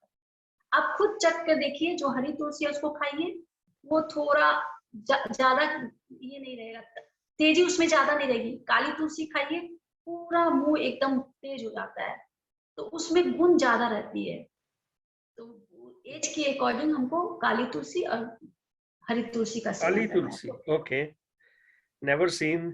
मैं तो चलो भारत आना पड़ेगा। नहीं, तुलसी आज सब जगह तुलसी मिल रहा है, बाहर विदेशों में भी तुलसी, आप अगर जाएंगे वहां पर नर्सरी में तो आप वहां से प्लांट लेके आ सकते हैं। मेरी लड़की रहती है वहीं पे सिंगापुर में, वो लेकर के आई है, बहुत सुंदर से पेड़ उसका लग चुका, बहुत खुश है कि मम्मी मैं यहाँ पर बैठ करके तुलसी को सेवन कर रही हूँ, पानी में डालकर यूज कर रही है। तो ये चीज हर जगह मिलता है, खोजना पड़ता है थोड़ा सा। राइट। तो ये हमारी जो कुछ औषधि में बताई हूँ, इसको करना है। नींबू पानी हमेशा लेना है ताकि शरीर का फैट धीरे धीरे खत्म हो। खाने का जो प्रोसेस बताया गया है उससे ज्यादा बिल्कुल नहीं खाना है। मिल्क प्रोडक्ट तभी लेंगे जब आप फिजिकल वर्क ले रहे हैं। अगर फैट को कम करना है तो मिल्क प्रोडक्ट एकदम बंद करेंगे। दूध लेंगे भी तो छान करके लेंगे, बिना छाली वाला दूध। ऐसे भी जैसे आप दूध औंटते हैं तो दूध औंटने के बाद फ्रिज में रख दीजिए, उसके ऊपर जो मोटा छाली होता है उसको निकाल दीजिए, वो घी आपको नुकसान नहीं करेगा। छाल मतलब मलाई, इज दैट राइट? मलाई जी, मलाई जो होता है वो बिना छाल के पीना चाहिए दूध? जी बिल्कुल बिल्कुल। यही तो हार्ट की प्रॉब्लम पैदा करता है, जो हम मलाई जो डाल देते हैं वो ले लेते हैं, वही तो हार्ट धीरे धीरे ब्लॉकेज होना शुरू होता है, सारे हमारे आर्टरीज जमने शुरू, सारा वहीं पे तो जाता है सारा प्रेशर। Right, okay. तो ज्यादातर हार्ट के पेशेंट का पता भी लगाया गया, जो शोध होता है आयुर्वेद में, उसमें पता चला कि वो दूध की छाली को खाना पसंद करते थे, मक्खन खाना पसंद करते थे, वो धीरे धीरे जमना शुरू हो गया। कई घरों में दूध औंटा जाता है। दूध औंटते कैसे हैं? दूध औंटे, छाली निकला, जमा किए, फिर छाली आया, जमा करके गिलास भर करके अपने घर के सबसे बुजुर्ग जिससे वो सबसे ज्यादा मोहब्बत करते हैं उनको देते हैं। यानी कि सबसे बड़ा दुश्मन का काम वो अपने हाथों से कर रहे हैं, बिल्कुल नहीं, छान करके देना है। तो ये हुआ। अब मैं हम लोग आते हैं कि कौन से आसन को हमें करना चाहिए। एक क्वेश्चन है बिफोर वी गो फर्दर। आपने लेमन की काफी सारी रेसिपीज बताई हैं, तो lemon I know it's a good for health and everything, तो क्या ऐसा भी है लेमन की किसी को नहीं सूट करता या एक्सेसिबिलिटी होती है जिनको, तो इज देयर एनीथिंग? हेम्योपैथ में किसी किसी को जो दवा दी जाती है, कुछ दवाएं ऐसी होती है जिसमें मना करते हैं हींग का सेवन नहीं करने के लिए, नींबू का सेवन नहीं करने के लिए। हेम्योपैथ में डॉक्टर्स मना करते हैं, लेकिन वो डॉक्टर की निगरानी में करके अगर मना कर रहे हैं तो नहीं लेना है। लेकिन नॉर्मली कोई साइड इफेक्ट तो नहीं है ना? नहीं बिल्कुल नहीं है। मैं जैसा बताया कि नींबू का जिस तरह हम जिस ढंग से सेवन कर रहे हैं, हमारे मैं जो ट्रीटमेंट करती हूँ यौगिक चिकित्सा द्रव्य गुण पद्धति के आधार पर ट्रीटमेंट करती हूँ हर बीमारी पे। Thank you, that's what I wanted to tell all our listeners. Actually जो भी व्यंजना जी आज बता रही हैं, इसका डेफिनेटली आप जो है स्कॉलर से, अपने जीपी से, अपने फिजिशियन से बात जरूर कर लें कि आप ये सेवन कर रहे हो, ताकि उनको पता रहे कि what are you doing. You could be on a medicine, जहां पर जैसे हम कई बार योगा, अभी इंद्रानी जी आ गए हमारे पास, भैया एक क्वेश्चन है इनसे तो बहुत बड़ी कंप्लेंट है। मैंने आपका एक क्वेश्चन है, इन्होंने एक मुझे एक सेकंड मनी जी, इन्होंने ना मुझे एक एक्सरसाइज बताई तो मेरे यहाँ पर वो नर्व चढ़ गई। मैंने कहा ये तो बोलते अपने आप को लूजन करके आना था पहले, तो फिर तो आज थोड़ा हमारा ध्यान रखिए इंद्राणी जी। वर्ष साहब जी, मथे बंदा में वर्ष साहब जी जी किशोर भाई जी कैसे हैं? बस सब कुशल मंगल। वर्ष साहब आपका आशीर्वाद। चलो परमात्मा की सबके ऊपर कृपा बनी रहे और बहुत अच्छी अच्छी बातें हम लोग सुन पा रहे हैं। वर्ष साहब ये कहते कि हेल्थ, अगर सेहत है तो सब कुछ है, तो अगर जान है सेहत तो नहीं है तो संयम भी नहीं रहता हमारे पास। तो सत्य है, सत्य है। और पूरा का पूरा जो साधना का मार्ग है वो तो हेल्थ के साथ जुड़ा हुआ ही है। सभी महापुरुषों ने इसको प्राथमिकता दी और ये कहा कि अगर आपका स्वास्थ्य अच्छा है तो आप आगे की जो चीजें हैं बहुत बेहतर तरीके से कर पाएंगे, चाहे मेडिटेशन है, चाहे जाप है, चाहे उपवास इत्यादि है, कोई भी। तो व्यंजना आनंद जी ने बहुत अच्छी अच्छी बातें हेल्थ के संबंध में अभी यहाँ पर रखी। तो दो प्रश्न मैं पूछना चाहूंगा। पहला प्रश्न है, जैसे नींबू पानी के संबंध में जितना मैं सुन पाया, थोड़ा आज विलम्ब हो गया मुझे आने में, आपने बताया कि नींबू के 8 पीस करके और आधे आधे गिलास पानी में दिन भर में लेना है। तो ये तो बात समझ में आई। एक मैं ये जानना चाहता हूँ, जैसे इससे पहले भी कुछ लोगों की ऐसी बात आई थी कि सुबह सुबह खाली पेट आप 1 लीटर लगभग गर्म पानी करके उसमें एक नींबू निचोड़ दें और उसका सेवन खाली पेट कर लें, तो क्या वो करना चाहिए, लाभदायक है या नहीं है, उसके संबंध में थोड़ा सा प्रकाश डालें, ऐसा मेरा आग्रह है। सबसे पहले आपको नमन करती हूँ, प्रणाम करती हूँ। और बहुत अच्छी बात बोले हैं। ये जो हम लोग रोज जो नींबू पानी का बता रही हूँ, मैं नॉर्मली भी कोई भी अगर पेशेंट मेरे पास आता है अपने ट्रीटमेंट के लिए, तो मैं कोई भी घरेलू उपचार बताने के पहले उनको 4-5 दिन लगातार उदरी स्नान का प्रोसेस बोलती हूँ करने के लिए।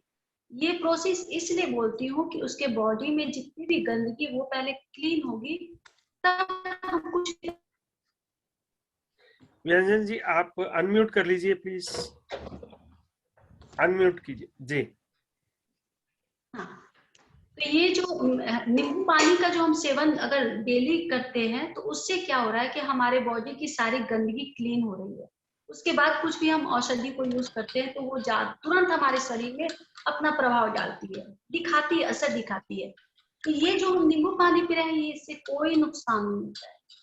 नींबू पानी हमारे बॉडी के लिए अच्छा होता है, लेकिन प्रोसेस यही होना चाहिए जो तरीका बताया गया, नहीं तो आपके शरीर में एसिड की मात्रा बढ़नी शुरू हो जाएगी। आपने कहा को बेस बनाइए, शीशा के गिलास में पहले सेंधा नमक रखिए, फिर उसमें नींबू निचोड़िए और फिर उसके बाद जो गर्म पानी किए उसको मिक्स कीजिए। ये आपका बेस तैयार होगा। बल्कि आप एक शीशा का जग अगर बना ले रखते हैं अपने घर में, उसी में पानी को तैयार करते हैं, तो आपके लिए सबसे बेस्ट होगा। क्योंकि कुछ देर तो कम से कम 15 मिनट तक तो वो पानी उस बर्तन में रहता है। जो आप 2 गिलास 3 गिलास जो पानी आप गर्म कर रहे हैं, तो चूंकि नॉर्मल शीशा का बर्तन उतना बड़ा हम लोग के पास नहीं रहता है, हम लोग गिलास ही प्राय लोग रखते हैं। लेकिन अगर इसको आपको बनाना है, हमेशा यूज करना है, तो शीशा का एक जग भी लेकर के आइए, उसी में सारा पानी बना करके रखिए। और उस पानी को बना करके, इस पानी को बनाकर दिन भर कभी मत पीजिए। नींबू पानी बना करके रखा नहीं जाता, तुरंत 5-10 मिनट के भीतर पूरा पानी पी लेना चाहिए, क्योंकि वो बाद में अपना गलत असर दिखाता है, बॉडी में रिएक्शन शुरू हो जाता है। इसलिए रिएक्शन होने के पहले उस पानी को पी लीजिए। आपके बॉडी में उसका अच्छा एक्शन होना चाहिए, बॉडी में रिएक्शन कभी नहीं हो, इसलिए उसको झट से पी लीजिए। झट से मतलब जैसे मैं बताई, झट से दांत में ज्यादा रहे नहीं, फट पी करके उसको खत्म कर लेना है। यही सही तरीका नींबू पानी का होता है। लेकिन नॉर्मल जो नींबू सुबह में हम लोग जो पानी पीते हैं, बासी पानी ऊपर से हम लोग पीते हैं। यहाँ पे मैं उत्तिशीय का भी मुद्रा बताऊंगी। एक क्वेश्चन इसके साथ आया है, हमारे पंजाब के लोग ना मीठा बहुत खाते हैं, उन्होंने पूछा कि इसमें हनी डाल सकते हैं नींबू पानी में। पटियाला से क्वेश्चन है, देखो कितनी दूर से मैं हनी वाला इंग्लैंड के माध्यम से पूछ रहे हैं। जी, मैं मोटापा में हनी का रेसिपी नहीं बताई थी, क्योंकि मुझसे ना मनी जी स्पेशल बोली थी कि हमारे जैन समाज में हनी अवॉइड करते हैं, तो आप हनी के बिना वाला कुछ रेसिपी बताइएगा। तो मैं जब हनी यूज करने वाले भी कुछ लोग हैं तो मैं बता देती हूँ मोटापा को तीव्रता से। हम जेंट्स के लिए मैं बता दूं कि honey is available from fruits as well. Litchi से हनी डेवलप हुआ है इधर रामपुर एरिया में, रामनगर एरिया में, so which we had it from long time. वो आ रहा है। मुनक्का जो हनी भी आ गया है अब तो there is a lot of honeys are available which is not from bees. तो इसके लिए हाँ प्लीज बताइए हनी अगर वेजिटेरियन। जब आप लोग के पास भी वैसा हनी तैयार हो चुका है जो आप लोग ले सकते हैं, तो आप लोग के लिए मैं बता देती हूँ, त्रिफला नाम आप लोग सुने होंगे। बिल्कुल जी बिल्कुल। हाँ, बहरा, हर्रे और आंवला, ये तीनों को मिक्स करके ये बनता है। तो ये आपको मार्केट में मिल जाएगा या आप अपने घर में भी बना सकते हैं। घर में अगर बनाते हैं तो मार्केट वाला जो रहता है ना, उसमें बेहड़ा का मात्रा ज्यादा रहता है। आप तीनों बराबर मात्रा में रखिए, वही सबसे बेस्ट होता है त्रिफला। तीनों मात्रा अगर बराबर है तो वो तैयार किया हुआ त्रिफला उत्तम क्वालिटी का होता है। उस त्रिफला को आप रखिए, रात को सोते समय 1 गिलास पानी में 1 चम्मच त्रिफला पाउडर डाल दीजिए। सुबह में उठिए, उस पानी को खौलाइए। सुबह में जो आप ब्रश कर लेते हैं तो उसको खौलाना शुरू कीजिए। खौला के जब आधा हो जाता है, यानी कि 1 गिलास से वो पानी आधा बन जाता है, उसको छानिए। 2 चम्मच शहद डाल के गरम गरम पीजिए। ये सबसे बेस्ट औषधि है जिसे मैं उपयोग की हूँ। मैं खुद अपने जीवन में उसको लागू की थी और उसका असर मेरे ऊपर बहुत चमत्कार हुआ था। मैं बहुत हेल्दी भी थी। बहुत सारा कितनी चीजों को बताऊंगी यहाँ पे, बहुत सारी बीमारी आती है। बहुत ज्यादा मोटी थी, हेल्दी उसको नहीं बोलते हैं, मैं मोटी थी। आती थी कमी लेकिन लगता था ज्यादा। अगर कि मैं तो काम भी बहुत ज्यादा करती थी, फिर भी पता नहीं कैसे लगता था। हो सकता है मैं बहुत ज्यादा मीठा खाती थी, इसलिए मुझको हम लोग हमारे यहाँ मारवाड़ी समाज में थोड़ा मीठा के शौकीन होते हैं। भोजन के बाद मीठा कुछ चलता है, तो हम लोग मीठा बहुत ज्यादा खाते थे, तो उसका हेल्थ पर असर दिखता था। तो वो जब मैं यूज की तो उसको यूज करने के बाद मैं देखी बहुत ही जल्दी मेरे बॉडी का पूरा वेट कम होना शुरू हुआ। और साथ में मेरे पेट की चर्बी, पेट भी जो मेरे दोनों बच्चे ऑपरेशन के द्वारा सर्जरी से हुए थे, तो पेट निकल चुका था। बाद में पेट एकदम भीतर चला गया, जो कि कल्पना से बाहर था कि कभी पेट भीतर जाए, लेकिन आज एकदम ठीक हो चुकी हूँ। ये त्रिफला का कमाल है जी। जी चलो आज तो त्रिफला की प्रभावना हो जाए हमारी तरफ से। लेने के तरीके की बात है। त्रिफला किसी ने पूछा कि कितना भिगोना है, उनको बता दें कि इन्होंने त्रिफला पाउडर के बारे में बात करी है। और जो बात मैंने कैच की है, वो आपने वर्ड कुछ यूज किया था, उसको उबालना, उसके लिए वर्ड कुछ यूज किया था आपने। खिलाना, उबालना उसको, पानी को उबालना है जब तक आधा। जी, उसको उबालते हैं, इतना उबालते हैं कि पानी उसका आधा जल जाए। रात को सोते समय 1 गिलास पानी में 1 चम्मच त्रिफला डालते हैं। सुबह उठते हैं, उसको उबालते हैं। उबाल करके जब आधा हो जाता है तब उसको छान करके 2 चम्मच शहद डाल करके गरम गरम उसको पीना है। इसको आप पीना शुरू करेंगे ना, तो आप जब भी आप दिन भर में 4 बार 5 बार फ्रेश होने के लिए जाएंगे, घबराने की बात नहीं। आप जितनी बार फ्रेश होने के लिए जाएंगे ना, आपको आपका जो मल का त्याग करते हैं बदबू के साथ होता है, क्योंकि वो बदबू के साथ चर्बी निकल रही है। आपके मल के साथ चर्बी जो निकलती है ना, तो उसमें बहुत ज्यादा बदबू रहती है, वो चर्बी का ही बदबू रहता है। तो जितना फैट आपके बॉडी में है वो धीरे धीरे पेट का धीरे धीरे निकलता है, फिर धीरे धीरे बाजू का, सब कमर के पास जो एक्स्ट्रा फैट जमा रहते हैं, गर्दन के पास यहाँ पर जमा हो जाते हैं, ये सब फैट ही है। हमारा जो डबल चिन बन रहा है वो सब फैट होता है। तो वो सारे फैट धीरे धीरे जमना निकलना शुरू होते हैं, फिर धीरे धीरे सारा कट के खत्म होता है।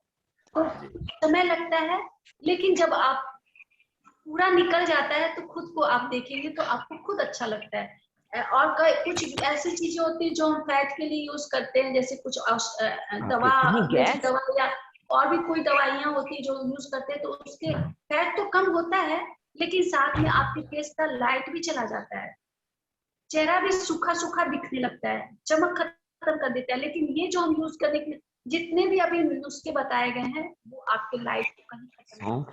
तो ये जो डाइट बताइए, आपकी तरह मेरे चेहरे पर ग्लो आ जाएगी ना?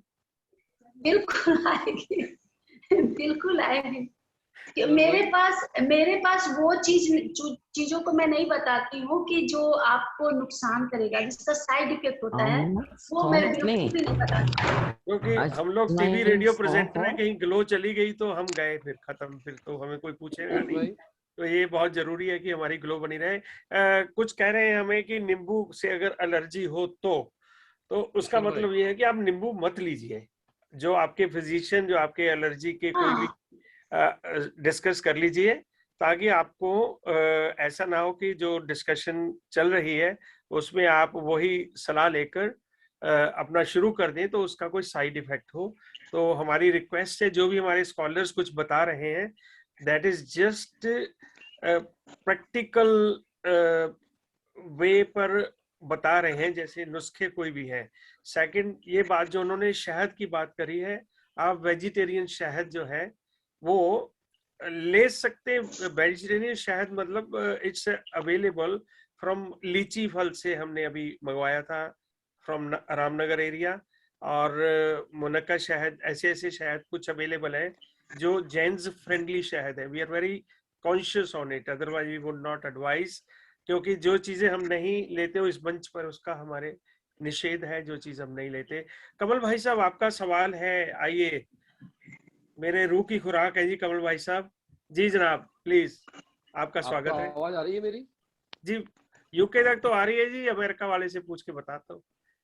मैं ये बोल रहा था, हरड़े वरड़े आंवला का जो चूरन है रात को भिगोता हूँ मैं खुद अभी रोज, लेकिन मैं सुबह बिना शहद मिलाए ठंडा ही पीता हूँ।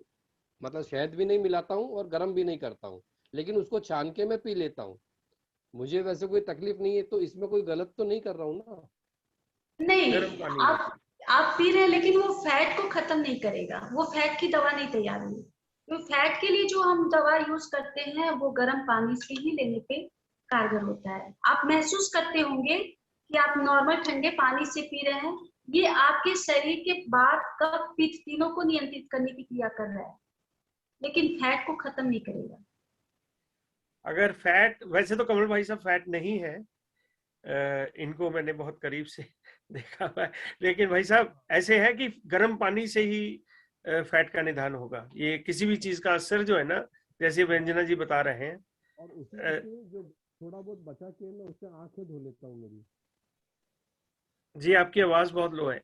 कितने दिन तक लेना होगा, एक बार इस बारे में बता मैं वो बचे हुए पानी से आंख भी धो लेता हूँ, तो कोई तकलीफ नहीं है ना? आंखें भी धो लेते हैं?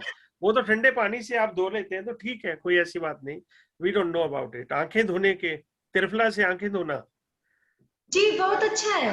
अच्छा है, ओके। बिल्कुल बिल्कुल। तो उसको लेके जब यूज करते हैं ना, तो जैसे रात को भिगो दिए, सुबह में उसको यूज करते समय सूती कपड़ा, जो सूती कपड़ा होता है उससे उसको छानना जरूरी होता है। उसका कण नहीं जाना चाहिए आंख में, उसका सिर्फ पानी जाए। भाई साहब, जो कपड़ा बहुत महीन, विदाउट एनी पार्टिकल्स, तो बिल्कुल वैसे ही करते हैं डॉक्टर।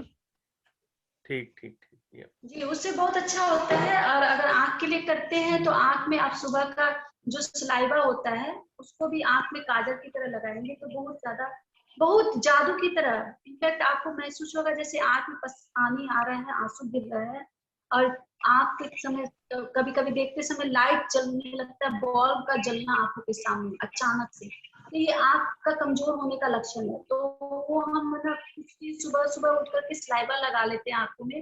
रात को सोते समय शहद लगा लिए और सुबह उठ करके सलाइवा लगा लिए, और फिर फ्रेश होकर के आए। फ्रेश होने के बाद में व्यापक शौच करने का तरीका क्या है? मुंह में पानी भरते हैं, मुंह को फुलाते हैं, सांस को रोक लेते हैं। अब आंख खोल करके 12 बार इस आंख में, 12 बार इस आंख में, आंखों में ठंडे पानी का छींटा डालते हैं। उसके बाद अपना गर्दन, कान, आप यहाँ तक पैर घुटने तक अच्छे से धो लेते हैं। यही व्यापक शौच होता है। वो दिन भर में 4 से 5 बार कम से कम व्यापक शौच करते हैं तो आंख की रोशनी धीरे धीरे अच्छी होगी। लेकिन वो तो आंखों में अगर शहद लगाओगे वो तो ग्लू हो जाएंगी, रात को ही जुड़ जाएंगी आप। नहीं नहीं, बिल्कुल नहीं, बिल्कुल नहीं।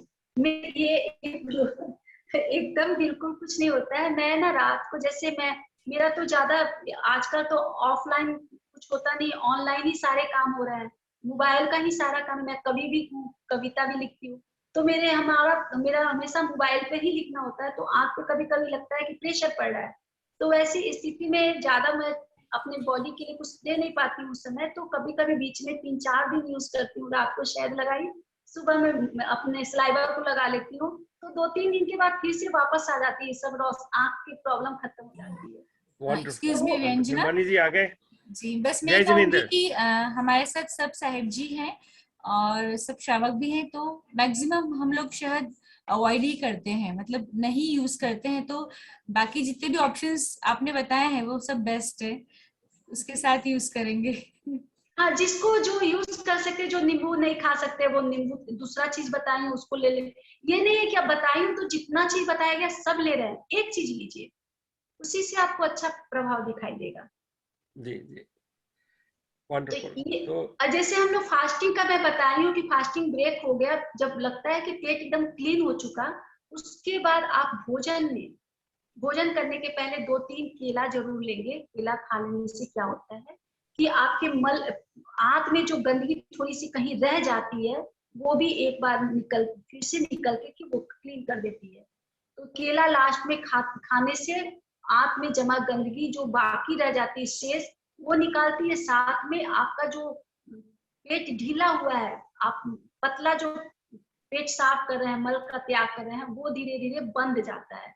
और उसके बाद आप खिचड़ी का सेवन करेंगे, खिचड़ी खाएंगे, कोई मसाला का सब्जी नहीं खाएंगे। फिर दोपहर के भोजन में कुछ खाइए, लेकिन सुबह का जो खाना फास्टिंग के बाद जो खाते हैं खिचड़ी ही खाएंगे, और पेट से आधा खाएंगे, वो बेस्ट होता है।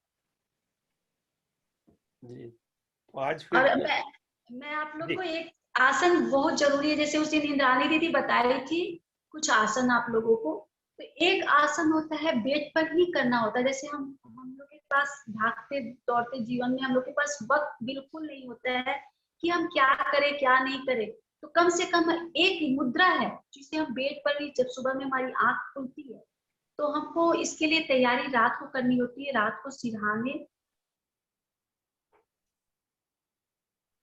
आपकी ऑडियो प्लीज। एक सेकेंड, कॉल का समय। नेक्स्ट सेशन में हम आपके रिक्वेस्ट करेंगे कि लैपटॉप पर बैठे आप प्लीज। आपके सेशन में ना वो फोन पे थोड़ी थोड़ी ब्रेक, कहीं ना कहीं डिस्टरबेंस आ जाती है। नहीं हो रही है, वास्तव में मेरा कॉल का समय हो गया, सारे लोग इसी समय कॉल करना शुरू करते हैं। अगर लैपटॉप पे फोन विदाउट इंटरप्शन और ऑडियो वीडियो सब क्लियर आएगी। लेकिन today we had a wonderful session definitely. तो ये हम लोग रात को क्या करते हैं जी, एक जग पानी भर करके रखते हैं, सिरहाने ही रखना है, इतना नजदीक रखना है कि आपको उठ के लेने की जरूरत नहीं पड़े। मतलब बेड पे से आप उस पानी को ले ले, उतना नजदीक पानी को आपको रात को सिरहाने रख देना है टेबल पर। और रात को अगर उसमें ना तुलसी का पत्ता डाल देते हैं तो और बढ़िया हो जाता है। तुलसी का पत्ता रख करके उसको ढक करके पानी रख दिए। सुबह में उठते ही आप अपने सिरहाने से तकिया हटा लेते हैं। तकिया हटा करके जैसे हमारे स्क्रीन पे इंद्रानी दीदी लेटी हुई आप देख रहे हैं, सीधे पीठ के बल लेटे। दीदी थोड़ा सा अच्छे से, हाँ, एक तकिया हटा लिए, सिरहाने एकदम सीधा लेट कर अपने पैर को फोल्ड करते हैं। पैर को फोल्ड करेंगे, स्क्रीन पर आप देखिए इंद्रानी दीदी कर रही है, पैर को फोल्ड किए। अब हम यहाँ पे क्या करते हैं, सांस को लेते हुए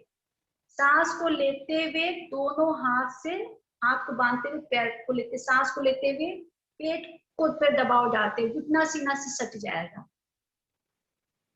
8 सेकेंड सांस को रोकेंगे और फिर 8 सेकेंड के बाद झटके से पैर को और सांस को छोड़ते हुए आगे की ओर फेंक देंगे।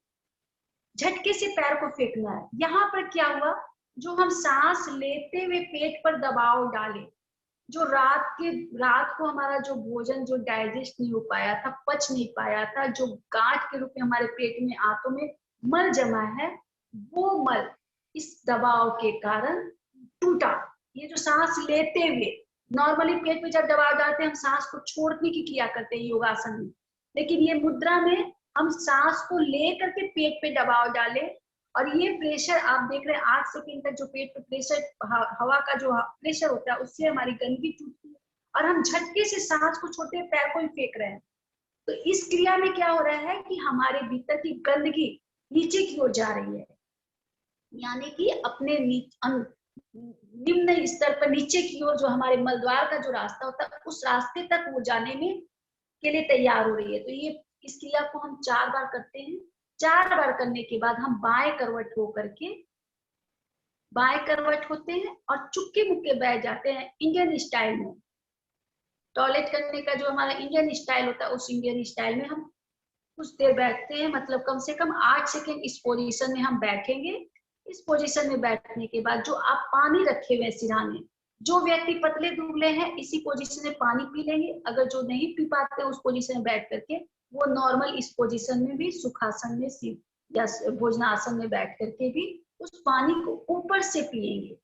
जो पानी आप रात को रखे हैं ये पानी उठ करके नहीं पीना है, इस आसन को करते ही तुरंत पीना है। क्यों तुरंत करके पीना है? क्योंकि ये जो गंदगी आप झटके से जो पैर को फेंके हैं आगे की ओर, तो जो गंदगी आपकी नीचे की ओर गई है वो गंदगी आप इस मुद्रा में जो बैठे उस और नीचे चली गई, और जो पानी आप पीते हैं सुबह सुबह खाली पे वो उसमें घुल गई।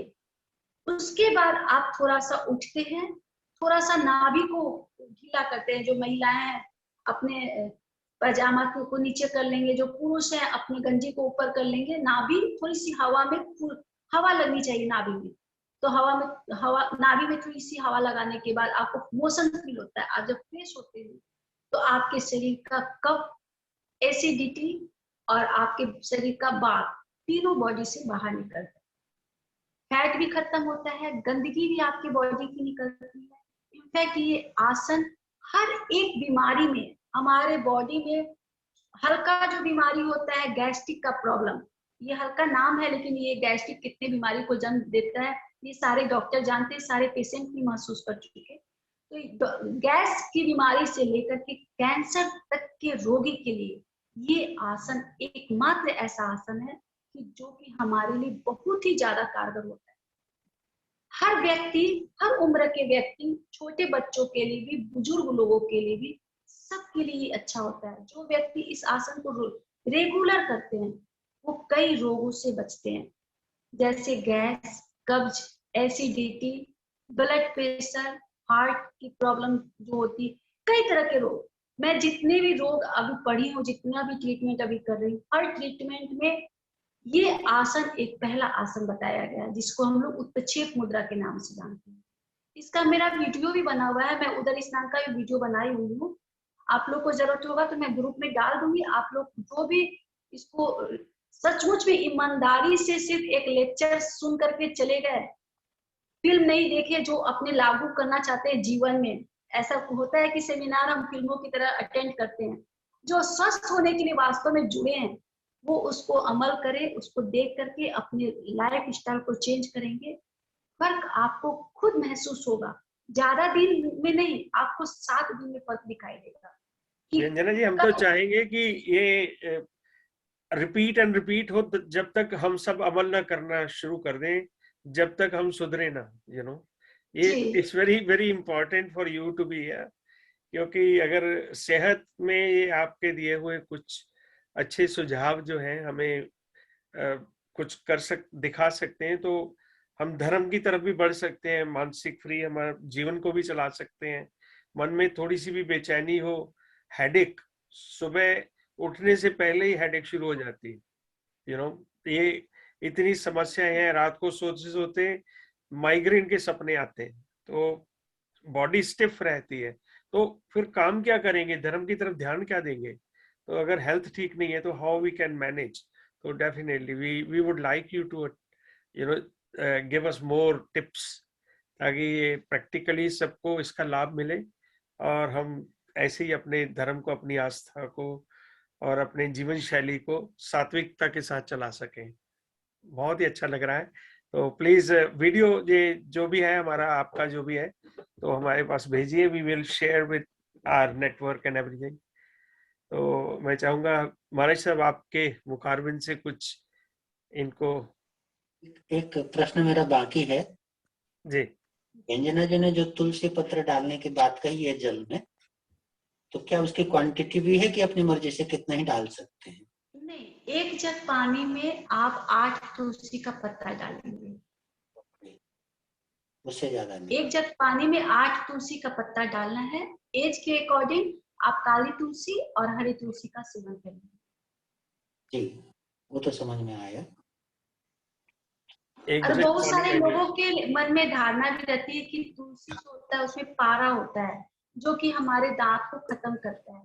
मैं तुलसी का पूरा अच्छे से अध्ययन की, क्योंकि हम लोग समाज जो रहते हैं, हिंदू जो समाज है उसमें तुलसी को बहुत ही ज्यादा पूजनीय माना जाता है, लेकिन उसका प्रयोग करते समय लोग डरते हैं, उसको मुंह से घोट जाते हैं, दांत को नहीं सटाते हैं। लेकिन जब मैं इस चीज को जो लोग बोले कि तुलसी आप बता रही है, तुलसी को चबा के खा लेना है, 4 गोल मिर्च का भी मैं सेवन बताती हूँ कि जो शरीर को, अपने थायराइड ग्लैंड को, अपने पाचन तंत्र को मजबूत करना चाहते हैं, अपने स्वर यंत्र को मजबूत रखना चाहते हैं, जो ज्यादा स्पीकर होते हैं, ज्यादा बोलना पड़ता है, जिनको क्लासेस लेना पड़ता है, प्रवचन देना पड़ता है, उनको गले के लिए ज्यादा एक्टिव रहना पड़ता है, सोचना पड़ता है गले को कैसे स्वस्थ रखे।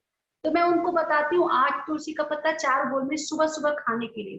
तो कई लोग बोले कि अरे तुलसी आप बताती हैं ऐसे ही, तुलसी तो पारा होता है, दांत खत्म हो जाते हैं। तो मैं तुलसी पर पढ़ाई की अच्छे से, पता चला कि दांत के कई रोग उससे दूर होते हैं, यहाँ तक कि पैरिया के भी रोग में वो तुलसी का पत्ता काम करता है।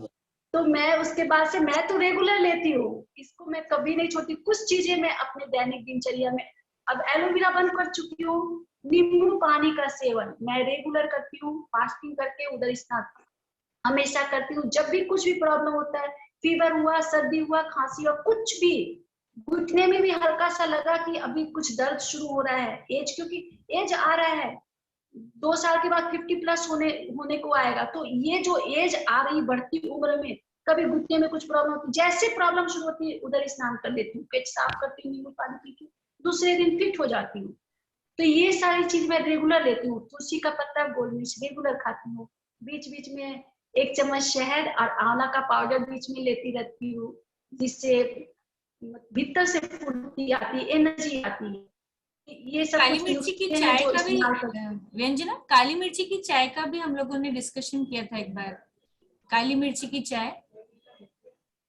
हाँ, नहीं, काली मिर्ची का जो हम लोग काढ़ा बनाते हैं, जैसे सुबह में कई लोग को गर्म पीने का मन करता है, जैसे कफ के जो व्यक्ति होते हैं उसका गले में सुबह सुबह खराश रहता है, कफ जमा रहता है, तो वैसे व्यक्ति 8 तुलसी का पत्ता, 4 गोल मिर्च, 2 लौंग, ज्यादा कुछ नहीं लेंगे, 2 लौंग लेंगे। और जो डायबिटीज के जो पेशेंट है उसमें दालचीनी भी डाल देंगे। दालचीनी हमारे पेनक्रियाज को एक्टिवेट करने का काम करता है, नियंत्रित करता है। तो ये चीजों को डाल करके उसको कूट करके उसका चाय बना करके सुबह में लेते हैं। उसमें थोड़ा सा नींबू भी निचोड़ देंगे, मन करे तो गुड़ डाल सकते हैं, मन करे तो नमक डाल करके भी इस काढ़े को पी सकते हैं सुबह सुबह। ये हमारे लिए अच्छा होता है इसलिए। तो कफ प्रकृति के लोग हैं। और काढ़ा भी जो हम पीते हैं ना, रेगुलर काढ़ा नहीं पीना चाहिए, क्योंकि काढ़ा से पीने के बाद में कई लोगों को मूत्र संबंधित समस्या भी शुरू हो जाती है। तो जब हम कुछ भी ऐसे चीजों को लेते हैं तो औषधियों को लेते समय ध्यान रखना है, 3 माह लगातार एक औषधि का सेवन करेंगे, फिर बीच में 1 माह गैप करेंगे, फिर अगले माह फिर 3 माह लगातार पिएंगे। कोई भी औषधि को लेते हैं, सिर्फ एलोवेरा और नींबू ये कभी नुकसान नहीं करता, ये रेगुलर ले सकते हैं, कभी आपको इसका कोई प्रभाव नहीं पड़ेगा। लेकिन और जो औषधियां जो हम लेते हैं, 3 माह लिए, फिर बीच में गैप कर लिए, फिर 3 माह लिए, फिर बीच में गैप। तो ये हमारी औषधियां, ये सारे नुस्खे मैं आप लोगों को बताई हूँ। व्यंजना जी, नींबू जो आपने बताया, एक बार में 1 नींबू का 8वां हिस्सा है ना, उतना ही लेना है जी। पूरा नींबू तो नहीं लेना है? नहीं, क्वार्टर नींबू। हर बार जब भी पानी आप पी रहे हैं, जितनी बार पानी पी रहे हैं उसका 1 टुकड़ा निकाल करके उसमें निचोड़ करके पी लेना है। 1 नींबू के 8 भाग करके क्वार्टर नींबू जो है, ऑर्गेनिक नींबू वाले साहब।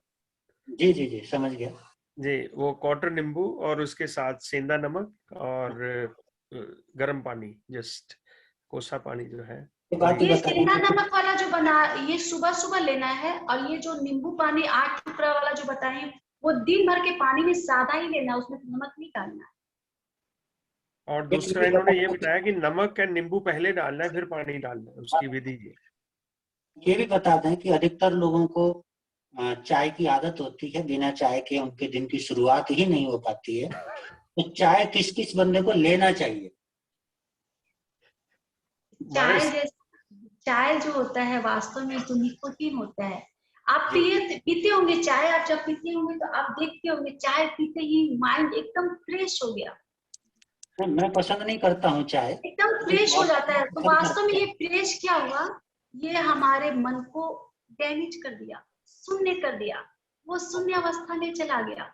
वो निकोटीन आपके भीतर के मस्तिष्क में ऐसा घुसा कि वो आपकी शक्ति को, आपकी सारी टेंशन को रिलैक्स नहीं किया, वो शून्य कर दिया, यानी कि सेंसलेस कर दिया आपके माइंड को।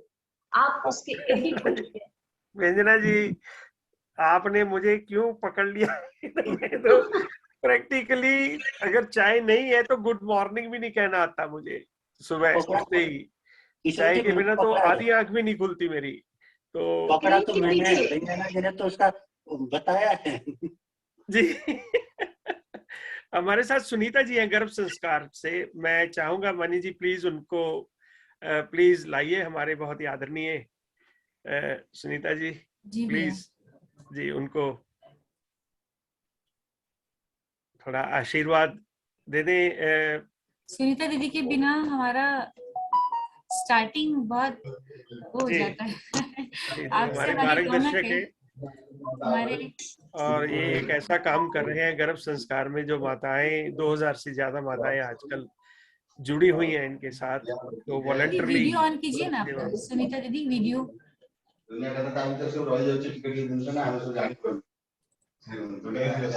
सुनीता दी वीडियो ऑन कीजिए।